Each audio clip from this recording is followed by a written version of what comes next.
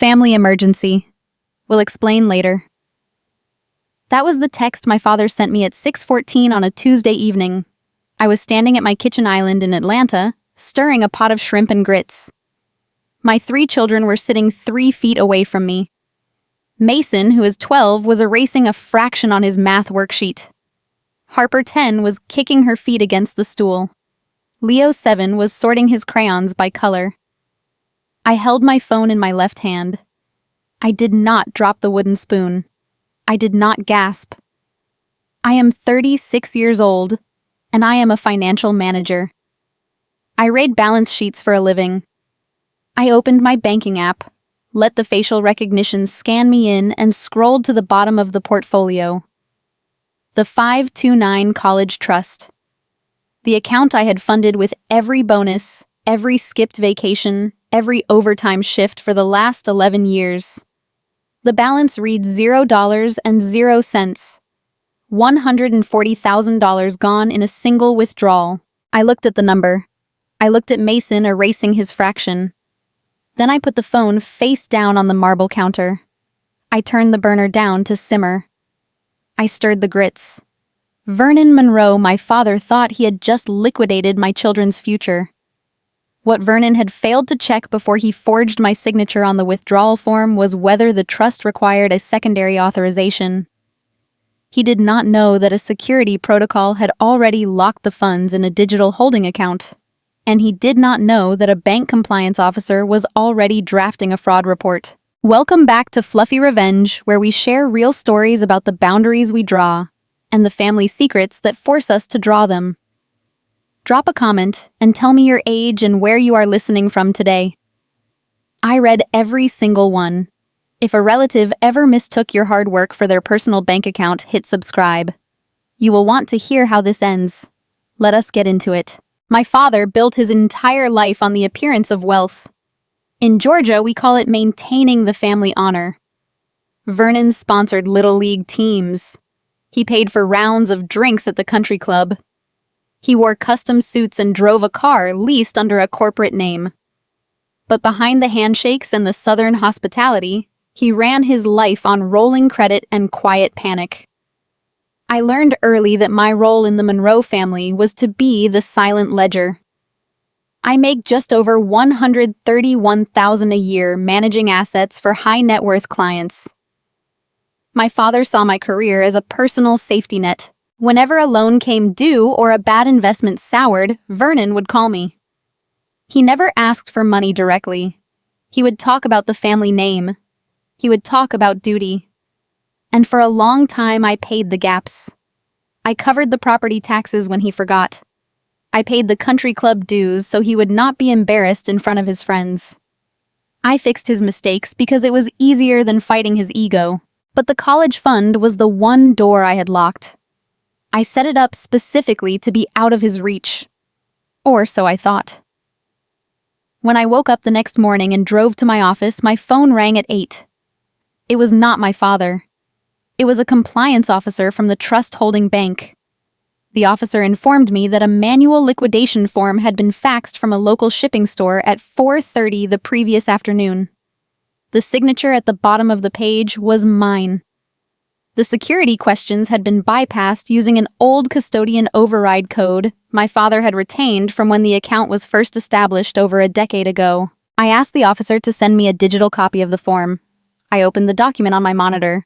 My name was signed in blue ink. It was a good forgery. The slant of the K was right.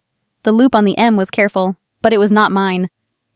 I sat in my glass-walled office looking at the screen and calculated the reality of the situation.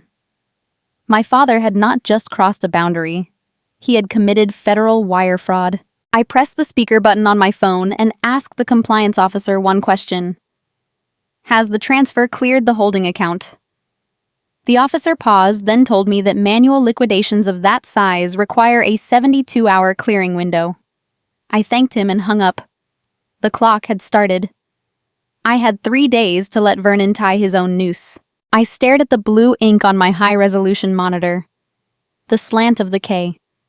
The careful loop on the M. It was a skilled forgery, but it carried the desperate stroke of a man who was running out of time.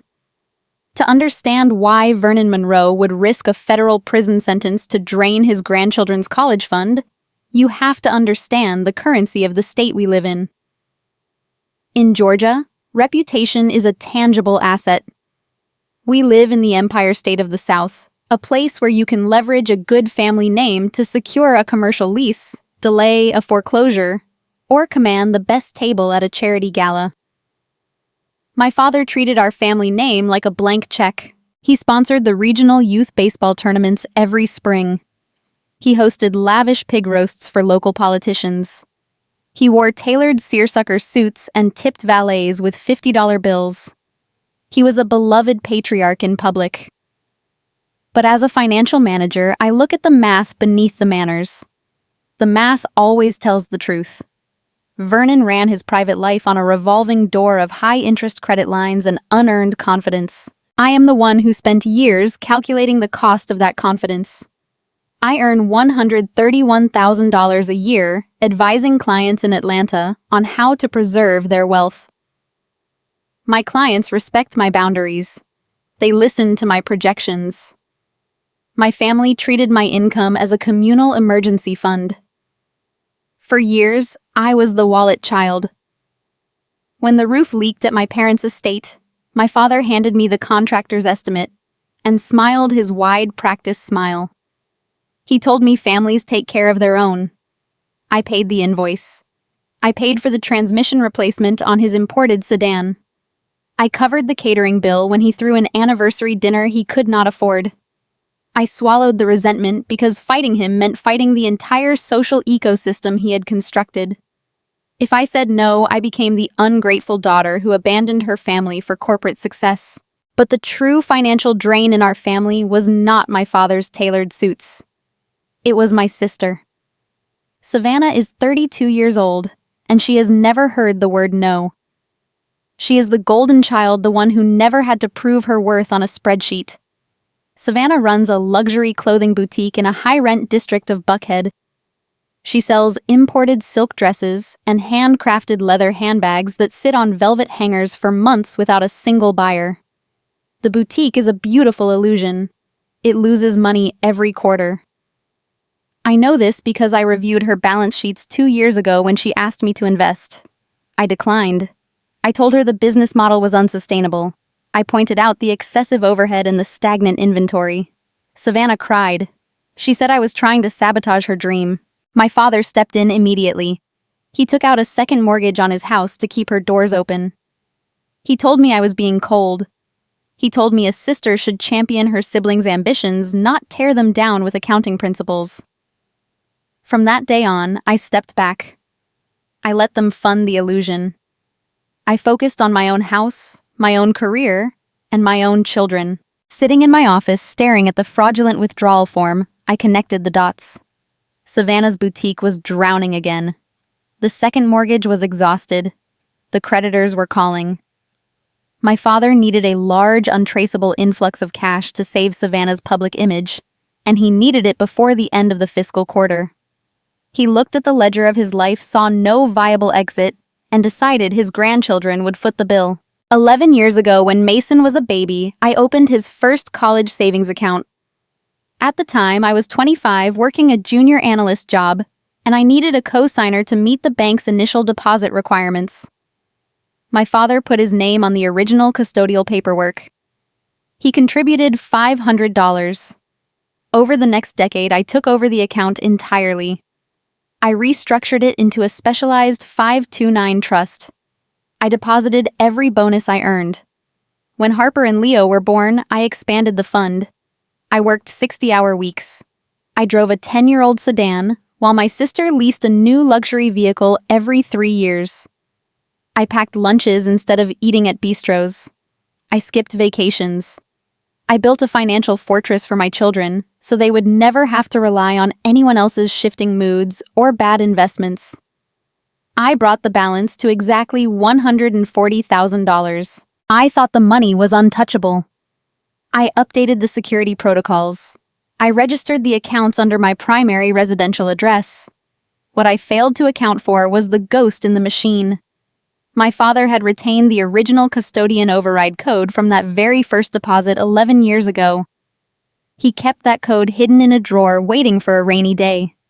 Yesterday, the storm hit his golden child and he used his key. He walked into a shipping store, requested a manual withdrawal form, bypassed the standard online security gates using his legacy access, and signed my name. He requested a wire transfer directly into his personal checking account. He assumed the bank would process the paperwork, drain the trust, and leave me with a zero balance and a helpless fury. He assumed I would cry, maybe yell, and ultimately absorb the loss to protect him from a criminal investigation. That is how the wallet child is trained to behave. You take the hit, you swallow the pain, and you keep the family secret buried. I clicked away from the forged document on my screen and pulled up my personal ledger. I needed to keep my hands busy. The compliance officer's words echoed in my head. A 72-hour clearing window. That meant the money had left the trust, but it had not yet landed in Vernon's account. It was floating in a transit ledger. I knew my father. He was probably sitting on the patio of the country club right now, sipping an iced tea, telling Savannah that her boutique was saved. He believed he had won. He believed his audacity was greater than my preparation. Just to confirm my theory, I opened my social media on my phone. Savannah had posted an update late last night. A picture of herself standing in front of her boutique holding a glass of champagne. Her smile was radiant. The caption read, "Big things coming, rebuilding and expanding, thankful for the investors who believe in my vision." The investor was my 12-year-old son. The investor was my 10-year-old daughter. The investor was my 7-year-old boy who sorted his crayons at the kitchen island. She was toasting her success with their tuition money. I looked back at the signature on my screen. I traced the curve of the M with my mouse pointer. My father did not see Mason Harper and Leo as individuals with futures to protect. He saw them as liquid assets. He saw 11 years of my discipline as a convenient bailout fund for his favorite daughter. He believed family honor meant sacrificing the responsible child to save the reckless one. I was wrong about my father's moral limits. I never thought he would cross the line into federal crime to protect Savannah's ego. But I was entirely right about my own foresight. 11 years in the finance industry teaches you that every system has a vulnerability, and every vulnerability requires a failsafe. I did not build a fortress without installing a trapdoor. I reached for my desk phone to dial the one person who held the key to that trapdoor, but before my finger could press the first digit, my cell phone vibrated on the desk. The screen illuminated with a familiar name. Vernon Monroe. He was calling to sell me the lie. My phone vibrated against the polished mahogany of my desk. The caller ID flashed my father's name. I did not pick it up. I watched the screen illuminate dim and eventually go dark. In my line of work, you do not enter a negotiation until you have audited every line item on the opposing party's balance sheet. I needed the exact anatomy of his crime before I let him hear my voice. I clicked back to the digital copy of the liquidation form the compliance officer had sent me. I zoomed in on the signature line. It is a peculiar feeling to look at your own name written by the hand of the man who raised you, knowing that each stroke was designed to rob your children. He had pressed hard on the pen. The ink pooled slightly at the end of the letter D. He was in a hurry. I examined the metadata at the top edge of the scanned document. It displayed a printed transmission record. The fax had originated from a boutique shipping center located in the heart of Buckhead, just 3 blocks away from Savannah's failing retail store. The timestamp read 4:31 in the afternoon. He had waited until the traditional banking day was closing, hoping the late submission would slip past daily processing reviews and enter the automated overnight queue. He thought he was being clever. He thought the rules of Southern high society applied to federal banking regulations. Growing up, I watched my father smooth over bounced checks and delayed payments with a firm handshake and a round of golf. He operated under the assumption that charm could override protocol. If a country club membership fee was late, a quick phone call to the board president resolved the issue. If a supplier for his old real estate ventures demanded payment, Vernon would buy them a steak dinner and negotiate a gentleman's extension. He treated financial systems like social clubs, believing that access and authority were granted by who you knew and how broadly you smiled.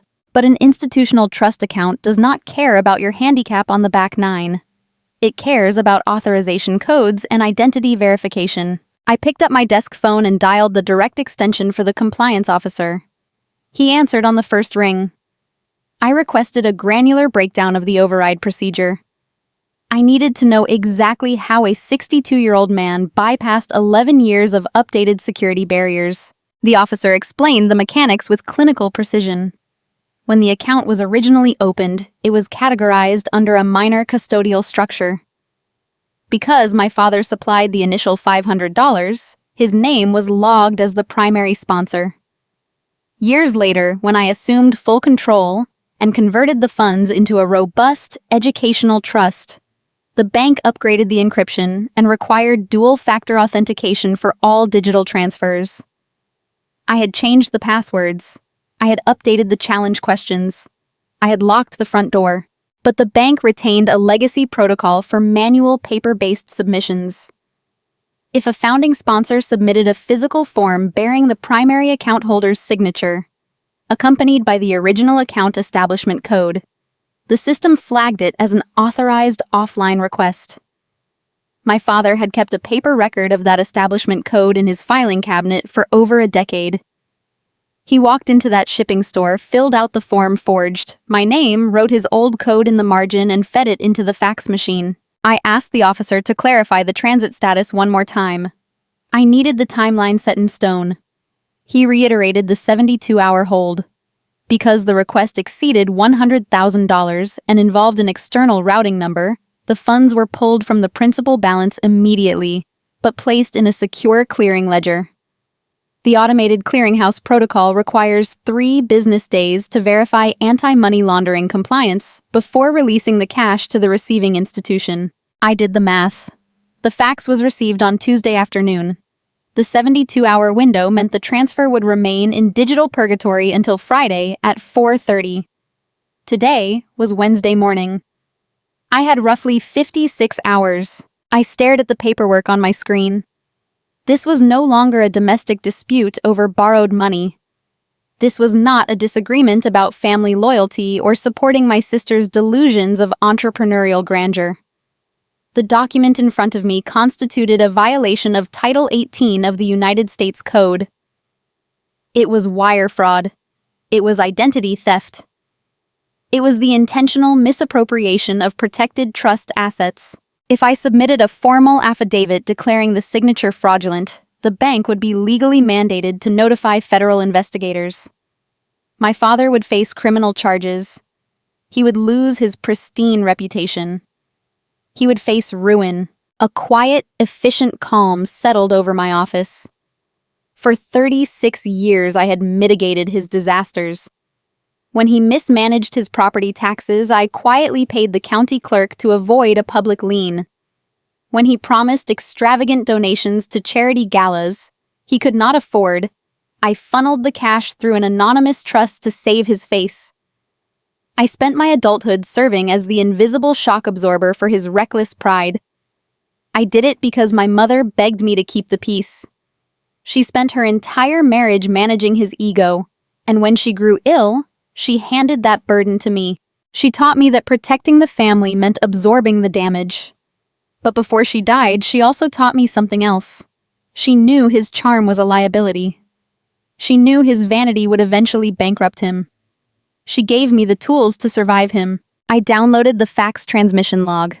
I saved the digital copy of the forged request to an encrypted external drive. I opened a fresh spreadsheet and began building a timeline of events.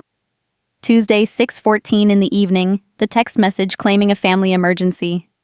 Tuesday, 4:31 in the afternoon, the fraudulent fax submission. Wednesday, 8 in the morning, the compliance alert. I mapped the data points.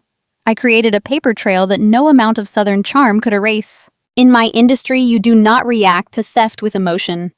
You react with documentation. You isolate the variables. You secure the principle. And then you let the thief walk blindly into the perimeter you have established. Vernon Monroe believed he had executed a seamless extraction.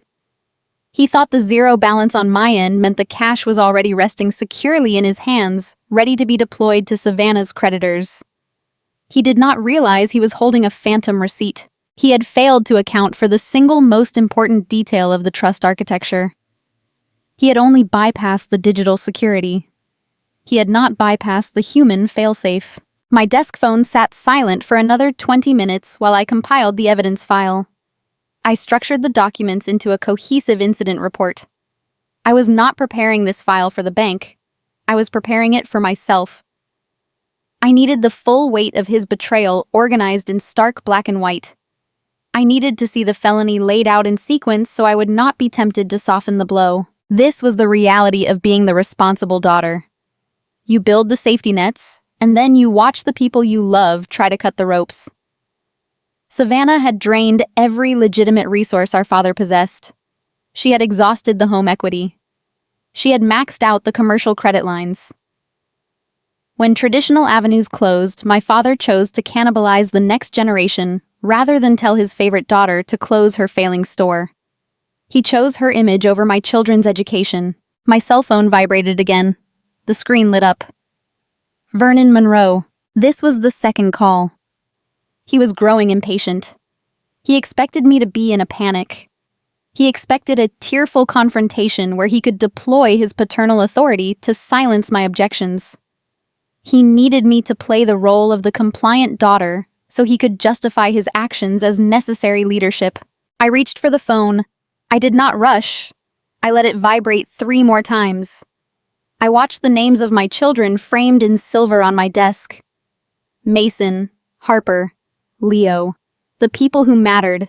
The people whose futures had just been treated as collateral damage by a man who valued an imported handbag over a college degree. I swiped the screen and answered the call.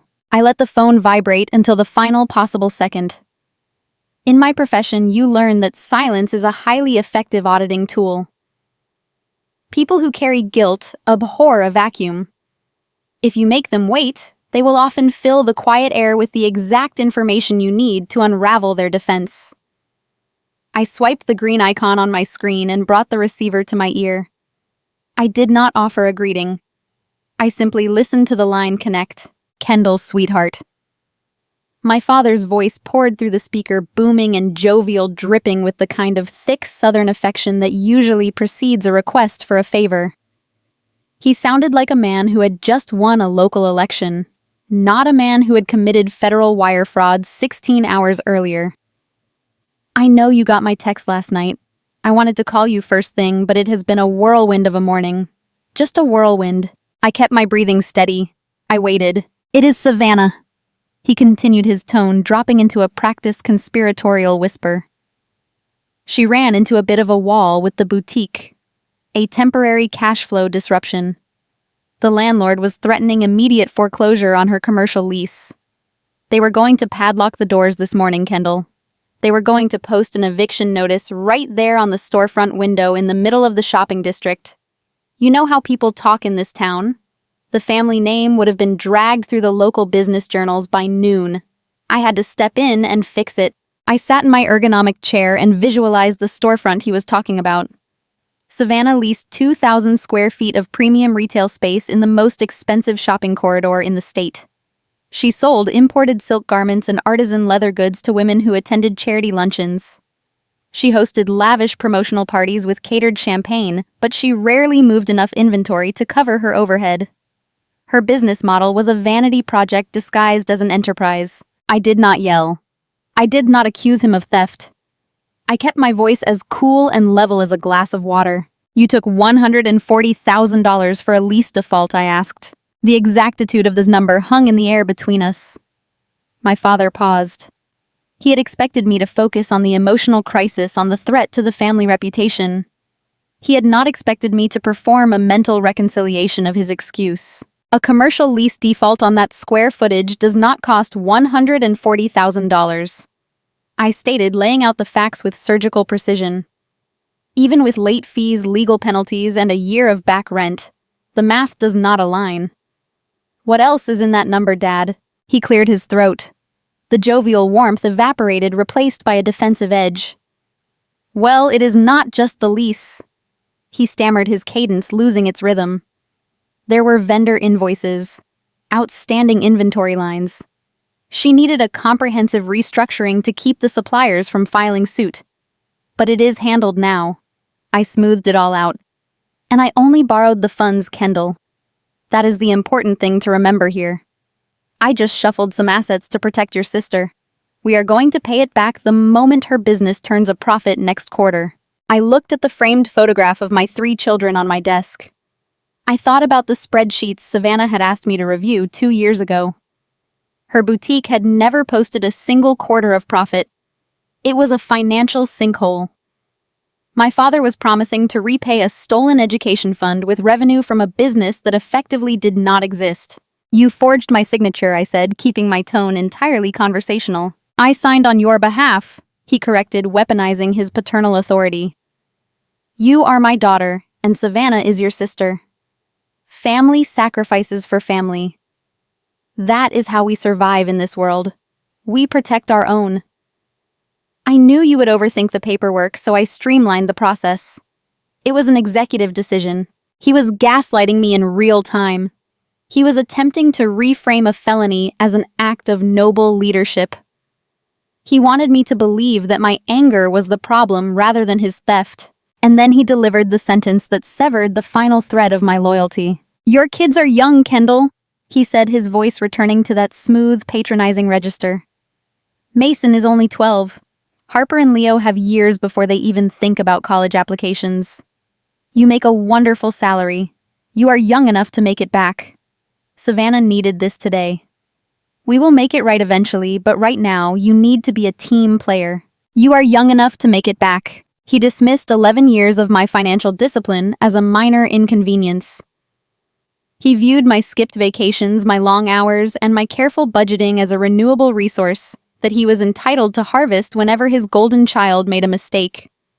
He did not see my children as human beings with futures. He saw them as a buffer for his own pride. As he continued to speak, offering vague promises about Savannah's upcoming retail expansion, I tuned out his words and focused on the auditory details in the background of his call.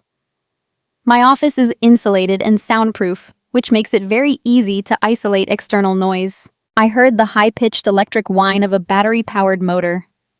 I heard the crunch of tires rolling over manicured gravel. Then a distinct sharp thwack of titanium striking a urethane sphere. Good out, Vernon, a distant male voice called out. My father was not sitting in a bank lobby negotiating with creditors. He was not in a lawyer's office managing a commercial lease dispute. He was riding in a country club golf cart. He was playing 18 holes with his affluent friends on a Wednesday afternoon. He had initiated a fraudulent wire transfer to steal his grandchildren's future, and less than 24 hours later, he was enjoying a leisurely round of golf. The disconnect between his actions and his reality was profound. He felt no guilt. He felt no urgency. He believed the crisis was resolved because he had successfully offloaded the consequences onto my shoulders. He thought he had outsmarted the system. I did not confront him about the golf cart. Confrontation requires a desire for mutual understanding, and I no longer desired anything from Vernon Monroe except his swift and total defeat. I am going to need an itemized record of this restructuring, I said, feeding him the exact response he needed to feel secure. If I have to absorb a zero balance on those accounts, I need the documentation for my own tax records. Of course, sweetheart, he replied, his relief palpable even through the cellular connection. Whatever you need. I will have Savannah put a file together for you by the end of the week. I knew you would understand. You have always been the responsible one. I ended the call without saying goodbye. The silence returned to my office. I placed my phone face down next to my keyboard. I took a deep breath, letting the cold reality of the situation settle into my bones. My father had shown his hand. He had admitted to the unauthorized withdrawal. He had confirmed the motive. And he had demonstrated a level of arrogance that practically guaranteed he would not monitor his own exposure. I gathered the handwritten notes I had taken during the call. I placed them into the physical folder I was building alongside the digital files. I had the motive, I had the timeline, and thanks to his own careless admission, I had the confession. but securing a conviction or a civil judgment would take months, and I did not have months to spare. I needed to ensure the bank froze the transit ledger permanently before the 72-hour clearing window expired on Friday. I opened the bottom drawer of my desk. Hidden beneath a stack of old client prospectuses was a small locked metal lockbox. I retrieved the key from my keychain, unlocked the lid, and pulled out a single sheet of heavy stock paper. It was a supplementary trust addendum signed and notarized 7 years ago. I looked at the photograph of my late mother resting on my bookshelf.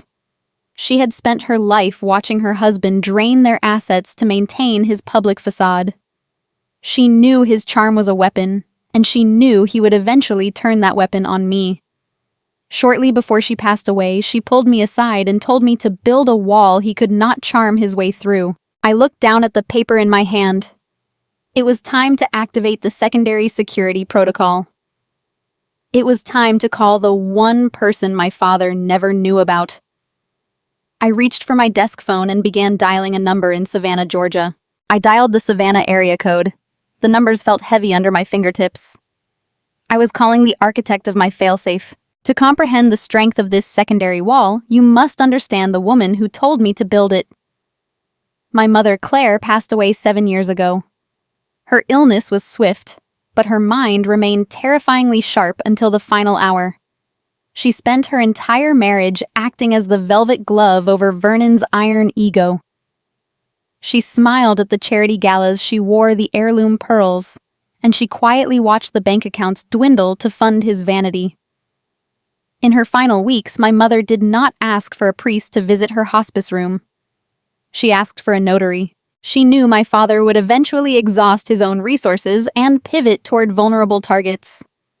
She told me he would drain the equity leverage the properties and eventually look at my children's accounts as a convenient surplus. Hide the keys. She whispered her grip tight around my wrist. Hide them where his pride will never let him look. The hidden key was her older sister. Aunt Evelyn is 68 years old. She lives in a restored Victorian home in the historic district of Savannah, Georgia. While Vernon chased applause and public validation, Evelyn chased structural integrity.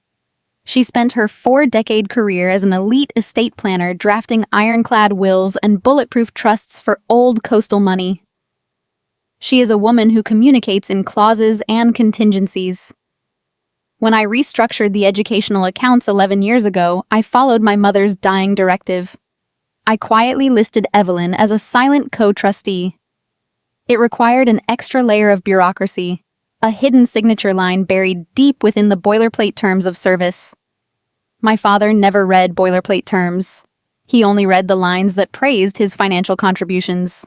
The line rang twice. Evelyn answered. She did not offer a polite greeting.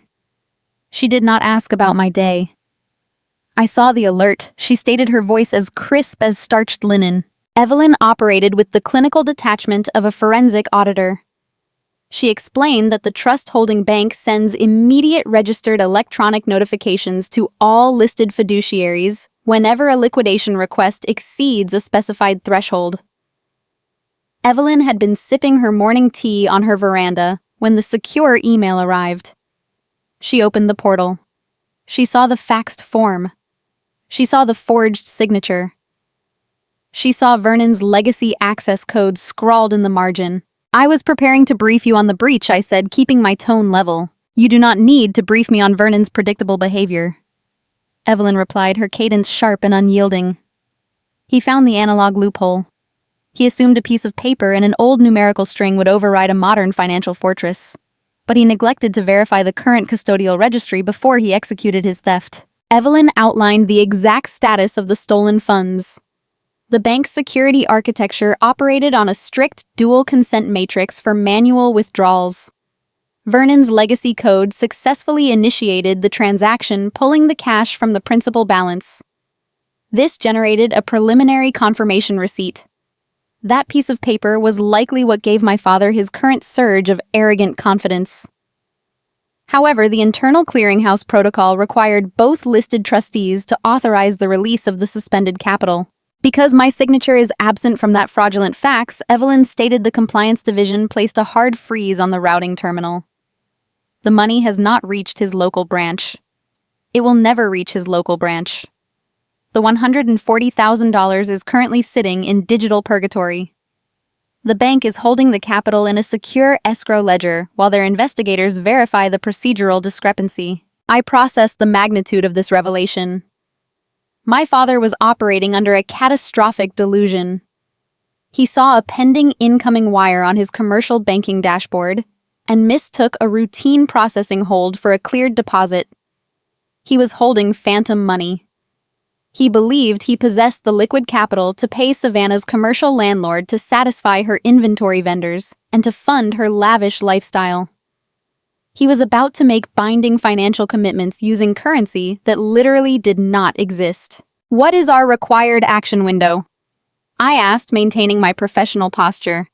I needed to know the deadline for filing the formal fraud affidavit. Evelyn instructed me to do nothing. If we flag the fraud department and issue the affidavit right now, she explained, the bank will halt the transfer process, notify his local branch, and cancel the pending status immediately. Vernon will realize his failure before he has fully committed to the lie. He will invent a new excuse. He will spin a new narrative to protect his standing in the community. He will try to find another avenue to steal what he needs. Evelyn's strategy was ruthless and pristine. We let him hang himself with his own rope, she said. Let him tell his creditors the check is in the mail. Let him assure your sister that her debts are vanished. Let him walk into the weekend believing he outsmarted the system. When the holding bank officially rejects the transfer and claws the suspended funds back into our secure trust, his pending deposit will evaporate. Every check he writes against that phantom balance will bounce. The elegance of the trap settled over me like a heavy protective blanket. I did not have to scream. I did not have to beg my father to return my children's future. I simply had to stand back and watch gravity do its relentless work. Southern society forgives many transgressions, but it does not forgive a bounced check.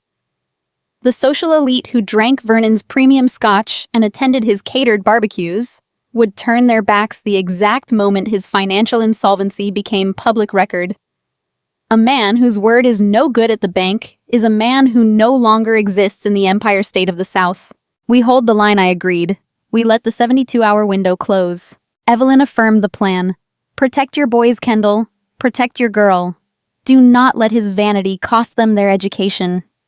The line clicked dead. Evelyn was not a woman who wasted words on sentimental farewells.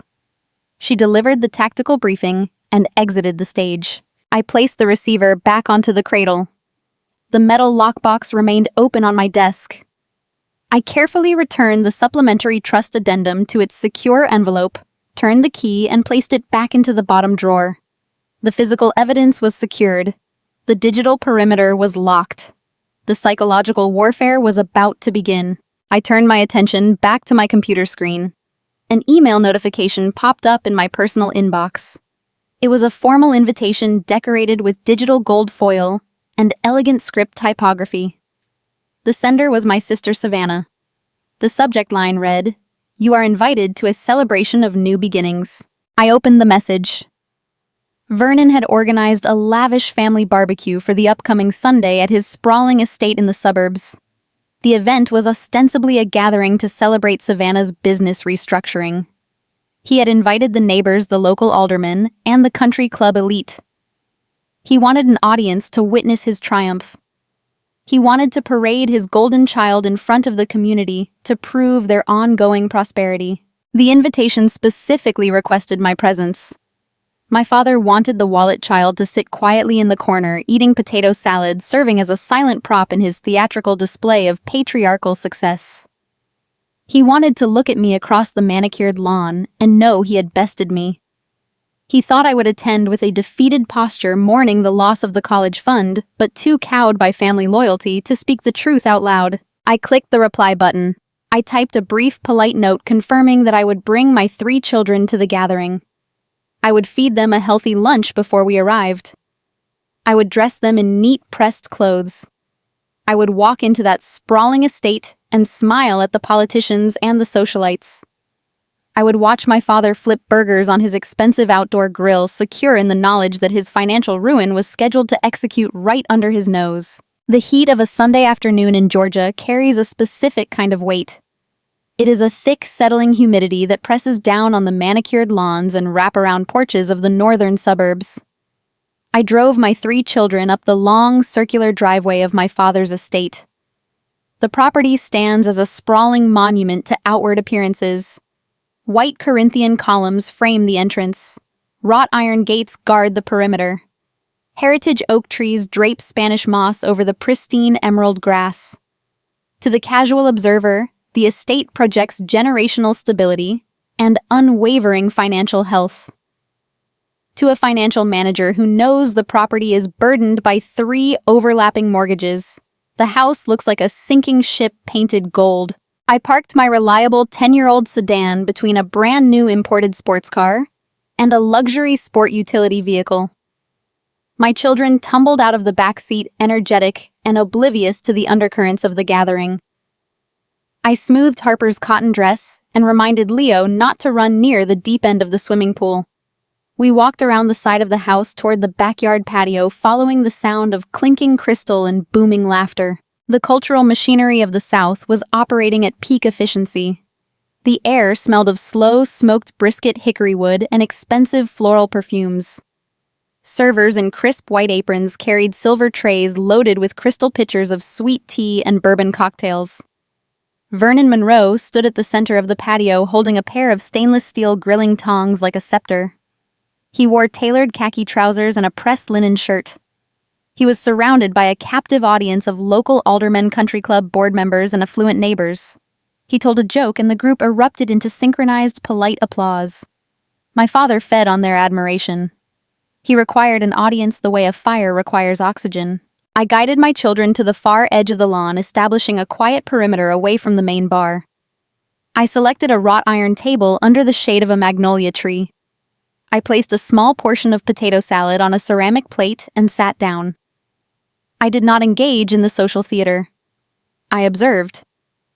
In my profession, observation is the primary tool for risk assessment.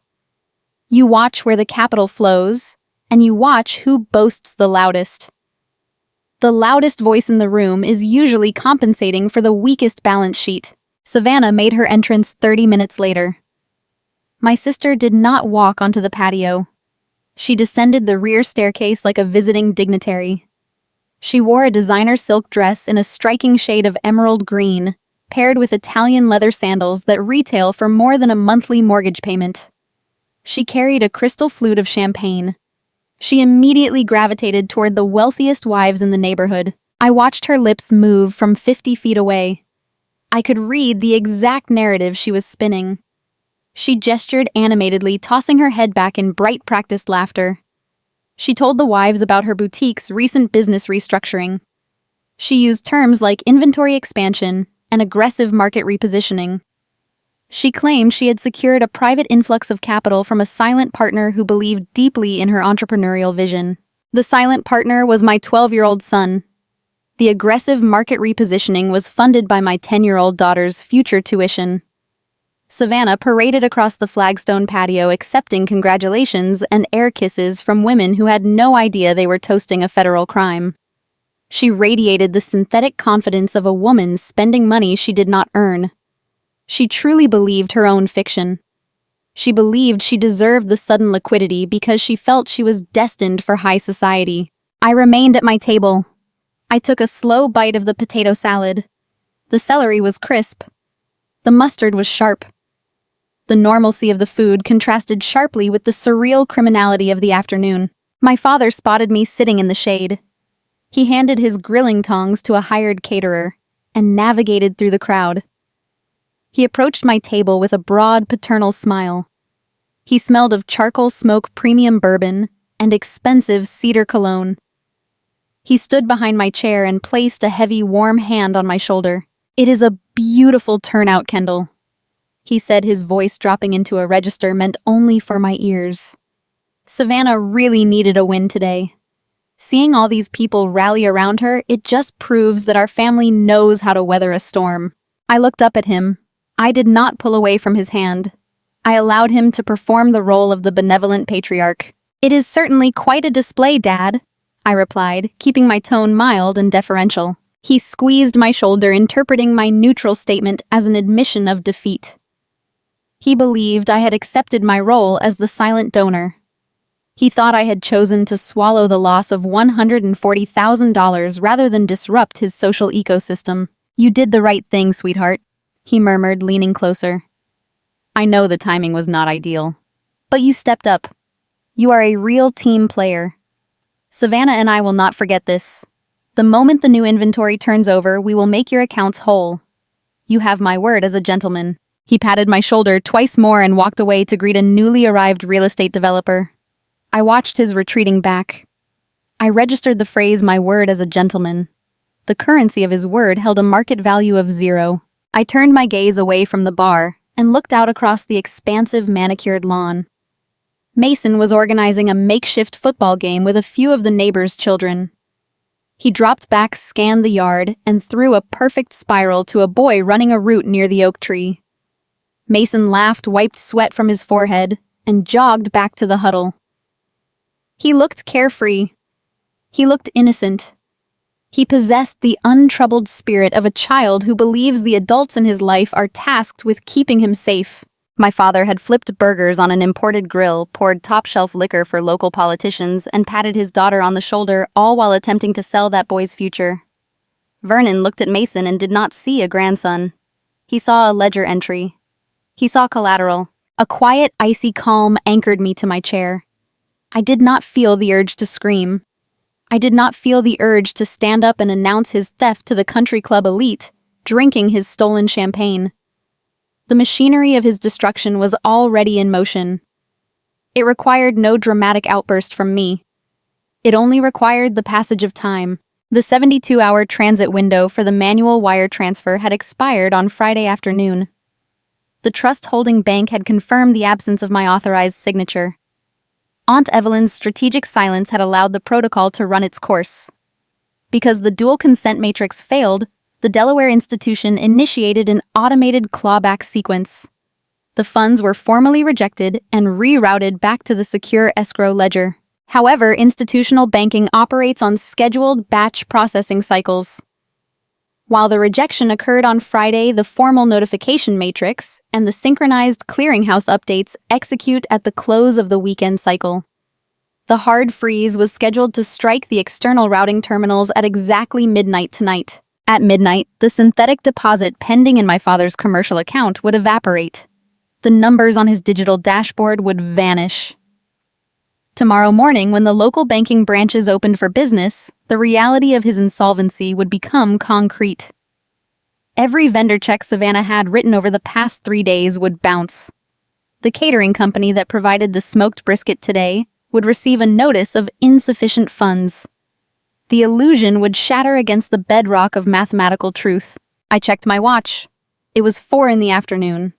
My father had 8 hours left to enjoy his fiction. I gathered my children as the sun began to dip below the tree line, casting long golden shadows across the lawn. We said our polite goodbyes.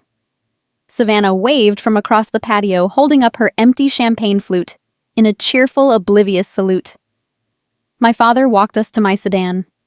He kissed Harper on the cheek, ruffled Leo's hair, and told Mason to keep practicing his throwing arm. "Drive safe, Kendall," my father said, standing in the driveway with his hands in his pockets. "We will talk business later this week. Let us just enjoy the victory today." I smiled at him. It was a serene, unbothered smile. "We will definitely talk this week, Dad," I said. "Enjoy the rest of your evening." I engaged the transmission and drove down the winding driveway, leaving the estate behind. The children chattered in the back seat about the games they had played. I kept my eyes on the road ahead. The trap was set. The doors were locked. I knew the coming days would bring a storm of panic and outrage. What I did not anticipate, however, was the breathtaking audacity of his next maneuver. My father was not a man who retreated when confronted with a deficit. As I drove back to my own home preparing for the midnight freeze, Vernon was already drafting a message that would push his entitlement into an entirely new theater of conflict. He believed he was entitled to the principal balance. By tomorrow morning, I would learn he also expected me to finance the collateral damage of his crime. Monday morning arrived with the crisp predictability of a new fiscal week. I stood in my kitchen pouring a cup of black coffee while the early sunlight filtered through the blinds. The house was quiet. Mason, Harper, and Leo had already boarded the school bus. I wore a tailored navy suit prepared for a day of client portfolio reviews. I felt a profound sense of clarity. The midnight clearing cycle had passed. The trust holding bank had executed the hard freeze on the transit ledger. My father was currently waking up in his sprawling estate entirely unaware that the financial ground beneath him had vanished. He believed the funds were settling into his commercial account. He believed he had won. My phone vibrated against the granite countertop. The screen displayed a new message from Vernon Monroe. I did not feel dread. I felt the sharp analytical focus of an auditor reviewing a suspicious ledger. I unlocked the device and opened the text thread. He had sent an image file followed by a brief paragraph of text. I tapped the image to enlarge it. It was a photograph of a printed tax projection worksheet, the kind generated by a standard accounting software program. The numbers detailed the tax liabilities associated with a non-qualified distribution from a 529 educational trust. In my profession, I deal with the intricacies of the Internal Revenue Code every single day. A 529 plan offers tax-free growth, but only if the capital is utilized for qualifying educational expenses. If a beneficiary or custodian liquidates the assets for unauthorized purposes, the federal government imposes a strict 10% penalty on the earnings portion of the account. Furthermore, those earnings become subject to both federal and state ordinary income taxes. Over 11 years of disciplined investing, my children's portfolios had generated significant market gains. The projected tax penalty on a $140,000 unauthorized withdrawal sat just shy of $20,000. I closed the image and read the accompanying text message. Morning, sweetheart. Savannah had her accountant run the numbers on the trust distribution. The IRS penalty is steep. She needs the full principal intact to satisfy her vendor contracts today. I need you to cover this tax hit from your personal savings so she does not take a loss. We will settle up next year. Thanks for being a team player. I read the message a second time to ensure my eyes were not deceiving me. The audacity of his demand defied conventional logic. My father was not merely stealing my children's college tuition. He was invoicing me for the privilege of being robbed. He expected the victim of his felony to subsidize the collateral damage of his crime. He viewed my personal savings account as an unlimited overdraft facility designed to protect his golden child from any minor inconvenience. Savannah could not possibly bear the burden of a tax penalty on stolen money, so the wallet child was expected to absorb the cost. A lesser financial manager might have reacted with immediate fury. A lesser daughter might have called him screaming into the receiver, demanding answers. I did neither. Emotion is a liability in a fraud investigation. If I called him, our exchange would dissolve into a heated, undocumented argument. He would twist his words, deny his intent, and gaslight me into questioning my own memory. I needed concrete evidence. I needed a confession written by his own hand, delivered from his own server, secured in a format that would hold up under federal scrutiny. I placed my phone down and walked into my home office. I opened my laptop and launched my secure corporate email client. I began composing a message directed to his primary business address. I stripped every ounce of emotion, resentment, and familial familiarity from my vocabulary. I crafted the text using the precise, sterile language of a regulatory compliance request. I needed to present him with a scenario that fed his ego while quietly closing the jaws of a legal trap around his ankles. Dad, I received your text message regarding the projected tax liability.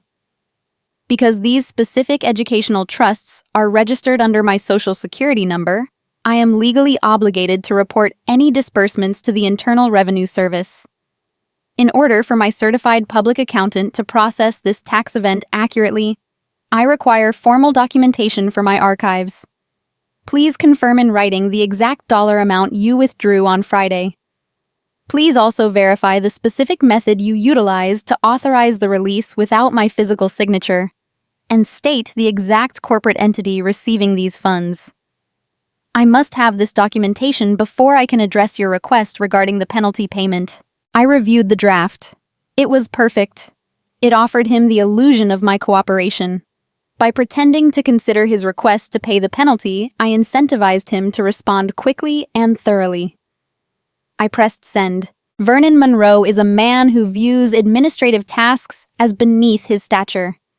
He treats legal compliance as a nuisance designed for lesser men. He lacks the technological literacy to understand that an email is a binding digital artifact. To him, an email is just a faster way to give orders. I knew he would not consult an attorney. I knew he would not pause to consider the legal implications of putting his actions into writing. He would simply dictate a response to get the paperwork off his desk so he could return to planning Savannah's lavish boutique relaunch. The notification chime sounded exactly 34 minutes later. I clicked on the new message in my inbox. My father had replied.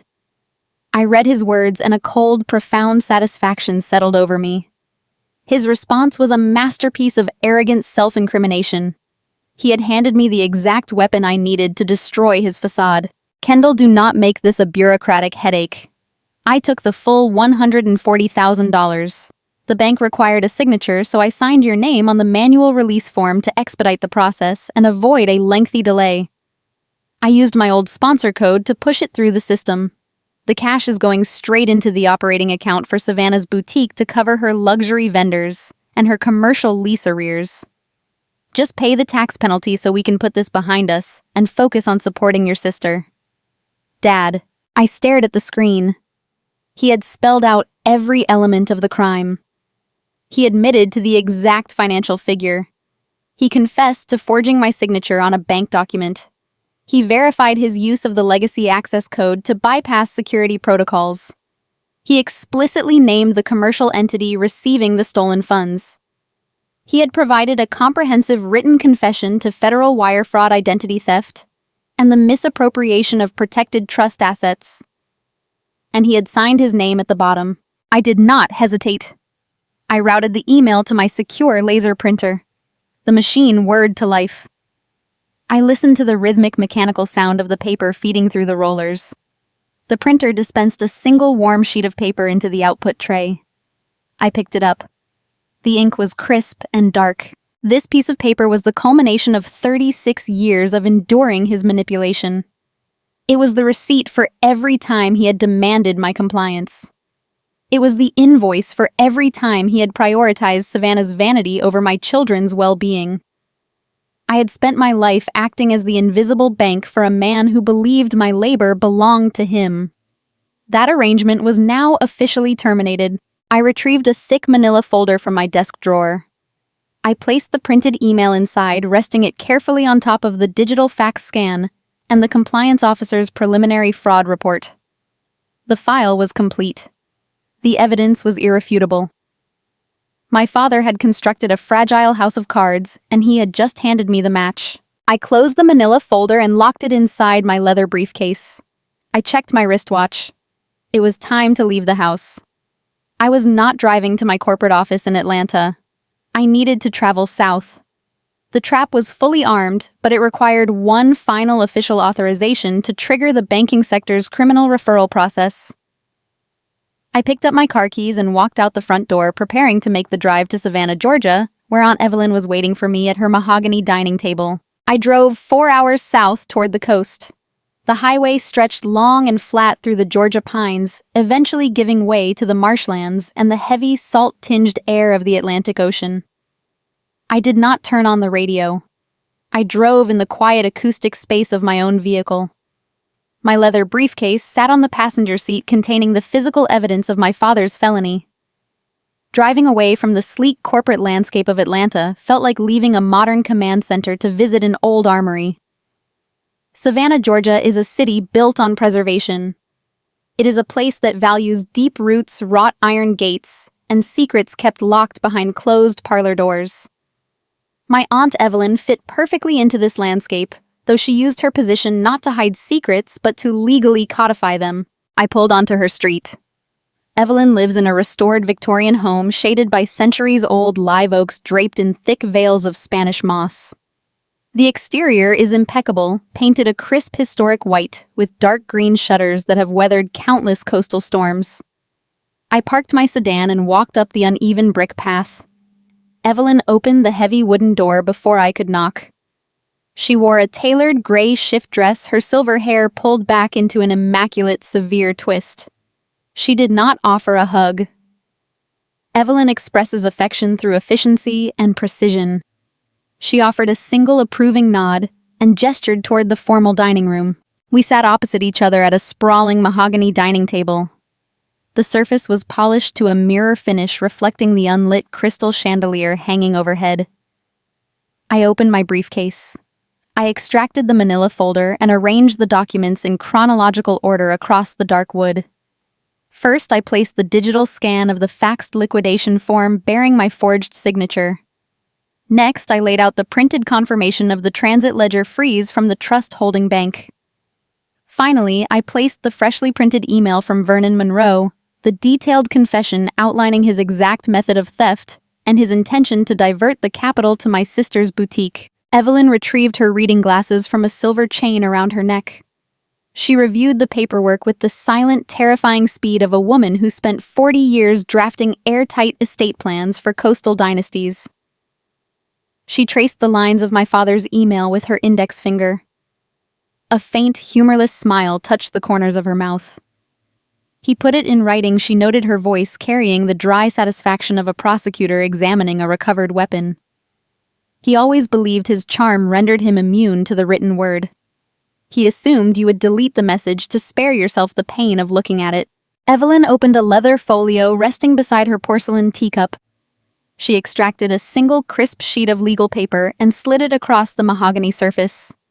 It was a formal affidavit of forgery and unauthorized transaction. The language was sterile, precise, and lethal. I read the clauses detailing the penalties for perjury and the authorization for the financial institution to pursue all necessary legal remedies to recover the stolen assets. By signing this document, I would be officially notifying the bank that a federal crime had occurred. Evelyn folded her hands on the table and looked directly into my eyes. She did not coddle me. If you sign this, Kendall, the Internal Fraud Division will immediately release the hold and claw the funds back into the secure trust. But they will also transmit this file to the federal authorities. Your father will face a criminal indictment for wire fraud. Your sister's business will collapse under public scrutiny when her outstanding checks bounce across the city. You will be severing your biological family permanently. There is no unwinding this action. Once the ink touches the paper, you cross the line. I let the silence stretch across the dining room. I looked away from the affidavit and let my gaze drift to the marble fireplace mantel. Resting between two silver candlesticks was a framed photograph of my mother, Claire. It was taken a year before her illness took hold. She was smiling, but it was the weary, practiced smile of a woman who had spent decades balancing her husband's inflated ego against the reality of a shrinking bank account. I thought about the day she pulled me close in her hospice bed. I remembered the fragility of her hands and the fierce, unyielding clarity in her eyes when she told me to hide the keys where his pride would never let him look. My mother had spent her life absorbing his damage so we would not have to. She attended the country club dinners, she hosted the local politicians, and she silently calculated the mounting debts behind closed doors. She used her final breaths to ensure I would not inherit her burden. She knew that my father's definition of family honor was a hollow performance designed to protect his own comfort at the expense of everyone else. He had demanded that I cover his tracks. He had invoked the concept of loyalty to justify robbing my children. He believed biology demanded my submission and my financial sacrifice. I looked back at Evelyn. The woman sitting across from me shared my mother's blood, but more importantly, she shared my mother's definition of duty. Evelyn had acted as the silent guardian of my children's future for 7 years. She monitored the quarterly statements, she maintained her active status on the registry, and she demanded no recognition for her vigilance. She had stepped into the breach the moment the alarm sounded, offering me the exact legal instrument I needed to end the cycle of exploitation. "Family is who protects your children," I said. The words hung in the quiet room, carrying the weight of a final verdict. I unclipped the cap from my fountain pen. I aligned the nib with the signature line at the bottom of the affidavit. I did not hesitate. I pressed down and signed my name in sharp blue ink. The strokes were fluid, confident, and genuinely mine. I pushed the document back across the polished mahogany table. Evelyn took the paper. She inspected the signature, verifying its completion, and placed it safely inside her leather folio. She informed me she would transmit the affidavit directly to the senior compliance officer via a secure encrypted portal the moment I left. The trap was now officially armed. We had secured the perimeter.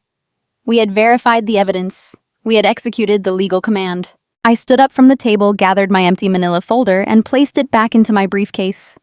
I felt a profound lightness in my chest.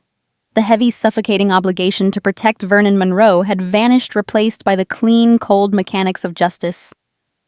I walked out of the historic house and returned to my car, leaving the coastal humidity behind. I drove back to Atlanta, knowing that the countdown had reached its final stage. My father was enjoying the last hours of his fabricated victory.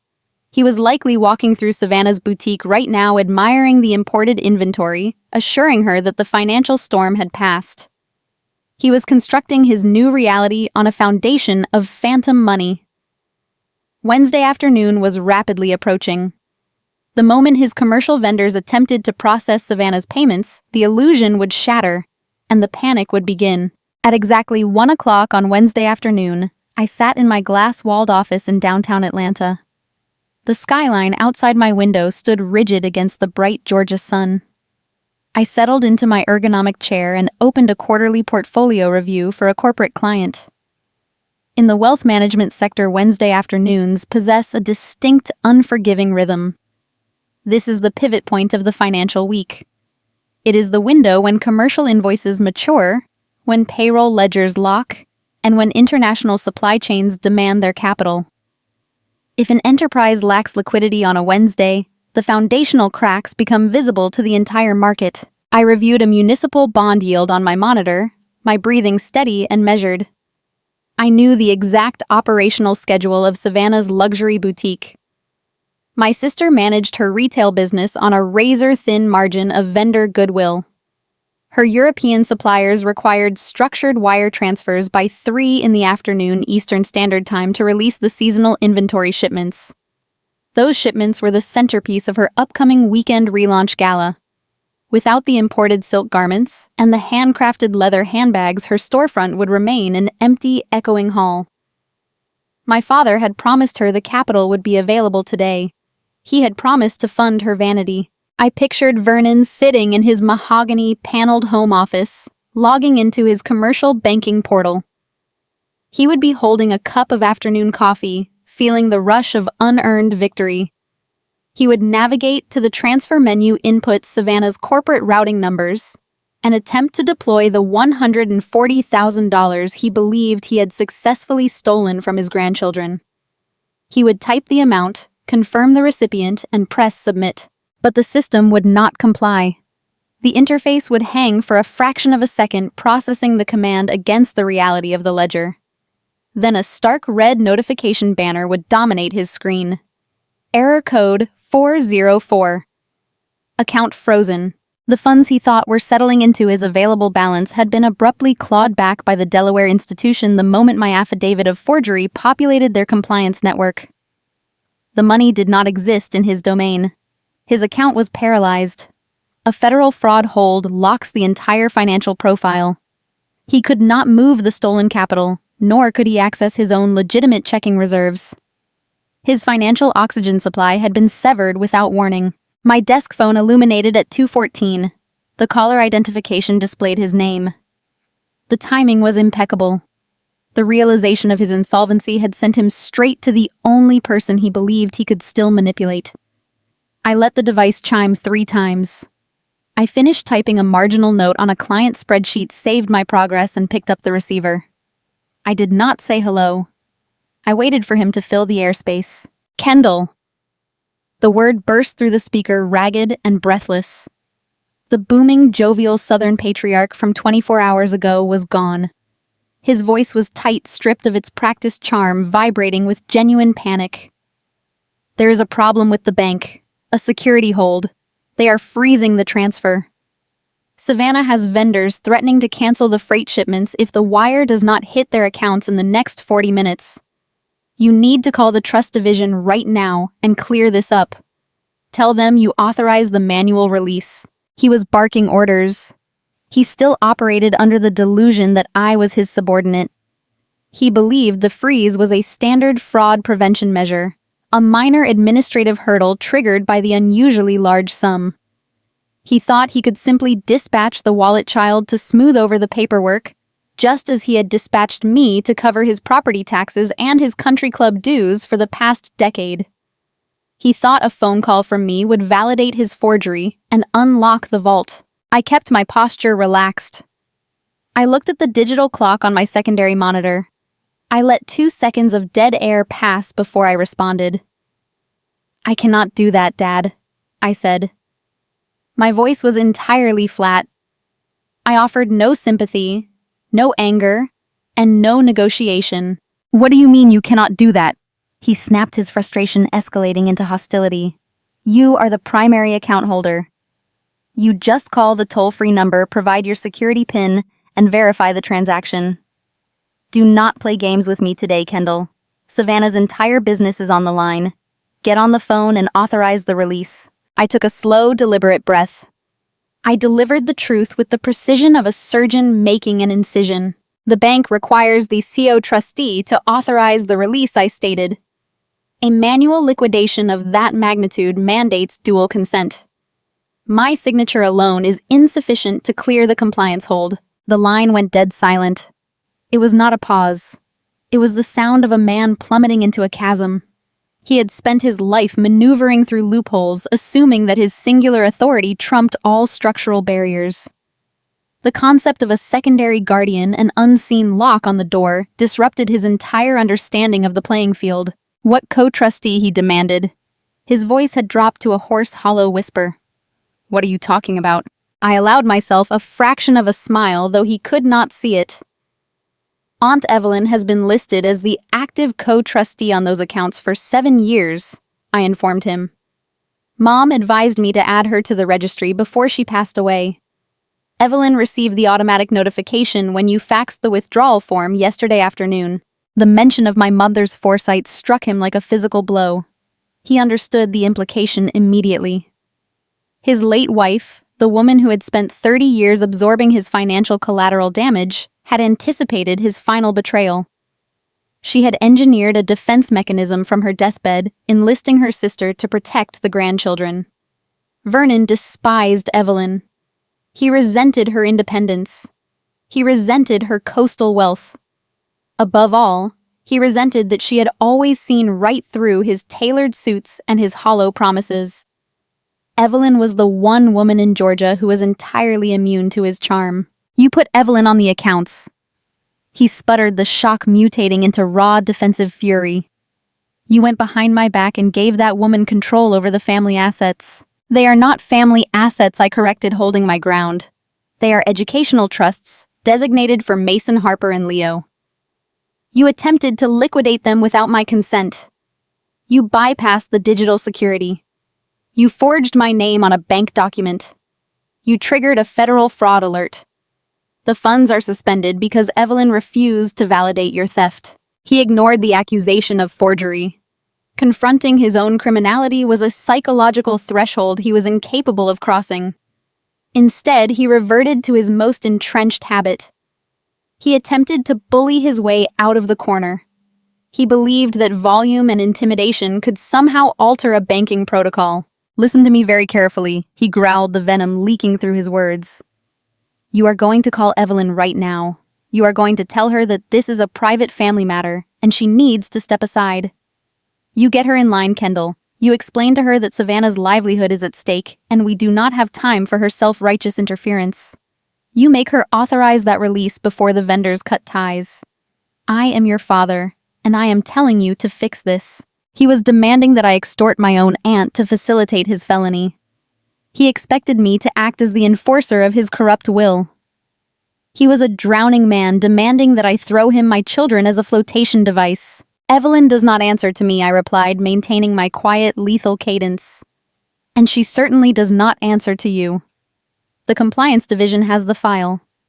The transit ledger is locked. The money is not coming, Dad.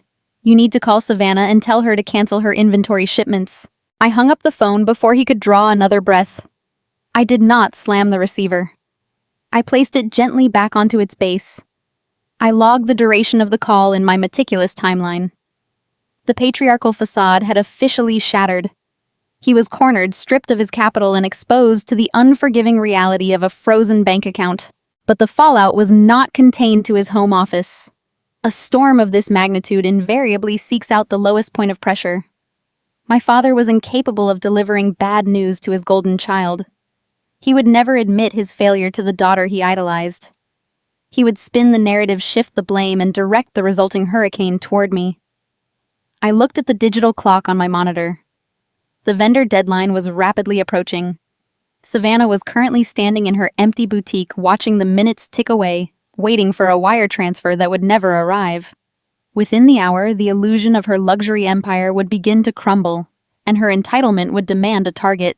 Exactly 58 minutes after my father disconnected our call, my personal cell phone illuminated. The caller identification displayed my sister's name. Savannah was operating precisely on schedule. Vernon had realized he possessed zero leverage over me, so he deployed his favorite weapon. He dispatched the golden child to execute the emotional extortion he could no longer manage. Growing up, Savannah never received a denial. If she broke a neighbor's window, my father blamed the neighbor for placing the glass too close to the property line. If she failed a high school course, he donated a new scoreboard to the athletics department, and her grade magically transformed into a passing mark. She was raised in an environment where accountability was a foreign concept, applicable only to the working class and the wallet child. She truly believed the universe existed to facilitate her comfort. When she opened her luxury storefront in Buckhead, she treated retail economics the same way she treated her childhood allowance. She assumed revenue was a birthright, not a byproduct of sound business practices. I swiped the screen and brought the device to my ear. I offered no greeting. You are ruining my life. Savannah sobbed into the receiver. The sound was high and sharp, a chaotic blend of genuine panic and theatrical victimhood. Her breathing hitched, tearing through the speaker. Dad told me what you are doing. I cannot believe you would be this vindictive over a temporary cash flow adjustment. I remained silent, allowing her to sprint through her practiced narrative. She bypassed the reality of the theft entirely. In her mind, the $140,000 did not belong to her nephews and niece. She viewed the educational trust as idle family capital unfairly hoarded by a stingy older sibling. She genuinely felt victimized by my refusal to fund her failing vanity project. You have always been jealous of me, she spat, her voice escalating from a weep to a vicious shriek. You sit in your sterile office crunching numbers, judging everyone who actually takes risks. You despise the fact that I am building a brand. You hate that Dad supports my vision. So you hide behind your stupid banking rules and your secret aunt just to watch me fail. You are punishing me because you resent my success. Her definition of success was fascinating. Her boutique was a financial sinkhole that bled capital every single month. Yet she accused me of jealousy. She framed my protective boundaries as targeted cruelty. This is the cornerstone of the golden child dynamic. Any refusal to subsidize their delusion is interpreted as a direct attack on their survival. I listened to her breathe heavily into the microphone. I let her exhaust her primary wave of insults. When she realized her emotional barrage was striking a concrete wall, she pivoted to her true source of terror. I need that wire to clear today, Kendall. She demanded, her tone shifting from rage to desperate entitlement. You have to call Evelyn. You have to make her drop the hold. I have a relaunch gala this Saturday. The invitations are out. The governor's wife is attending. The country club board is attending. I have event planners setting up the floral arrangements right now. I leaned back in my chair and watched the cursor blink on my monitor. A relaunch gala. She was throwing a lavish party to celebrate a business that was actively dying. The disconnect from reality was staggering. You are hosting a gala without the working capital to cover the overhead, I stated, keeping my voice as level and cool as a winter morning. I have the capital, she snapped back. Dad promised me the wire would hit my operating account by noon. He showed me the confirmation receipt, so I wrote the checks. I wrote all of them yesterday. The air in my office seemed to stop moving. I sat forward, planting both feet firmly on the carpet. Savannah had just confessed to a cascading financial disaster. Explain what you mean by all of them, I instructed. She unleashed a torrent of frantic, self-incriminating details. Savannah had spent the past 48 hours operating under the assumption that my father's forged fax was a guaranteed deposit. Based on that phantom money, she had distributed physical checks to her most critical suppliers. She wrote a $20,000 draft to the commercial landlord to halt the eviction process. She handed a $15,000 check to the premium event coordinators designing her Saturday gala. She overnighted physical payments to her European silk importers and her custom leather artisans to release the withheld seasonal inventory. She had disbursed nearly $100,000 in unbacked currency. They are going to deposit those checks this afternoon. Savannah wailed, the reality of her exposure finally cracking her delusion. If that wire does not land in my ledger before the daily processing cutoff, every single payment will bounce. The vendors will cancel the freight shipments. The planners will walk out of the venue. The landlord will lock the doors tomorrow morning. She paused, gasping for air, waiting for me to rescue her. She expected me to feel the weight of her impending humiliation and capitulate. She thought the threat of public embarrassment would force me to unlock the vault. In the state of Georgia, writing a worthless check for a high-value commercial transaction is not a simple accounting error. It is a severe criminal offense. Check kiting and the intentional distribution of unfunded drafts can trigger immediate law enforcement involvement. The vendors would not merely cancel her contracts. They would file police reports. Her face would appear in the local arrest logs. The Buckhead social elite, the very people she sought to impress at her gala, would watch her escorted out of her boutique in handcuffs. She had constructed a guillotine over her own neck and handed the release lever to the banking system. Please, Kendall, she begged, her voice dropping into a hoarse, pathetic whine. You have to fix this. You cannot let the family name go down like this. I will go to jail. I looked at the framed photograph of Mason Harper and Leo on my desk. I thought about the 11 years of discipline it took to build their educational foundation. I thought about the lunches I packed, the late nights I worked, and the relentless focus required to secure their future. Savannah believed her impending social ruin was a greater tragedy than the theft of my children's college tuition. She believed her designer dresses held more value than their university degrees. My response required no raised voice. It required no dramatic performance. I utilized the precise, lethal clarity of a professional who has finished reviewing a terminal balance sheet. You spent $140,000 of your nephew's college money on inventory. You do not have Savannah, I said, pronouncing each syllable with chilling exactitude. That isn't my jealousy. That's your felony. I removed the phone from my ear and pressed the red disconnect icon. I did not wait to hear her reaction. I did not care if she screamed, cried, or threw her device against a wall. The conversation was permanently concluded. I placed the phone face down on the polished wood of my desk. The silence in my office returned, deep and unbothered. I had severed the final emotional cord connecting me to the Monroe family delusion. They had demanded a bailout, and I had handed them a mirror. I turned my attention back to my computer monitor. The digital clock in the corner of the screen progressed steadily toward the end of the business day. The wheels of institutional justice were grinding forward blind to the desperate tears of a ruined boutique owner. The bounced checks would begin triggering alerts across Atlanta within a matter of hours.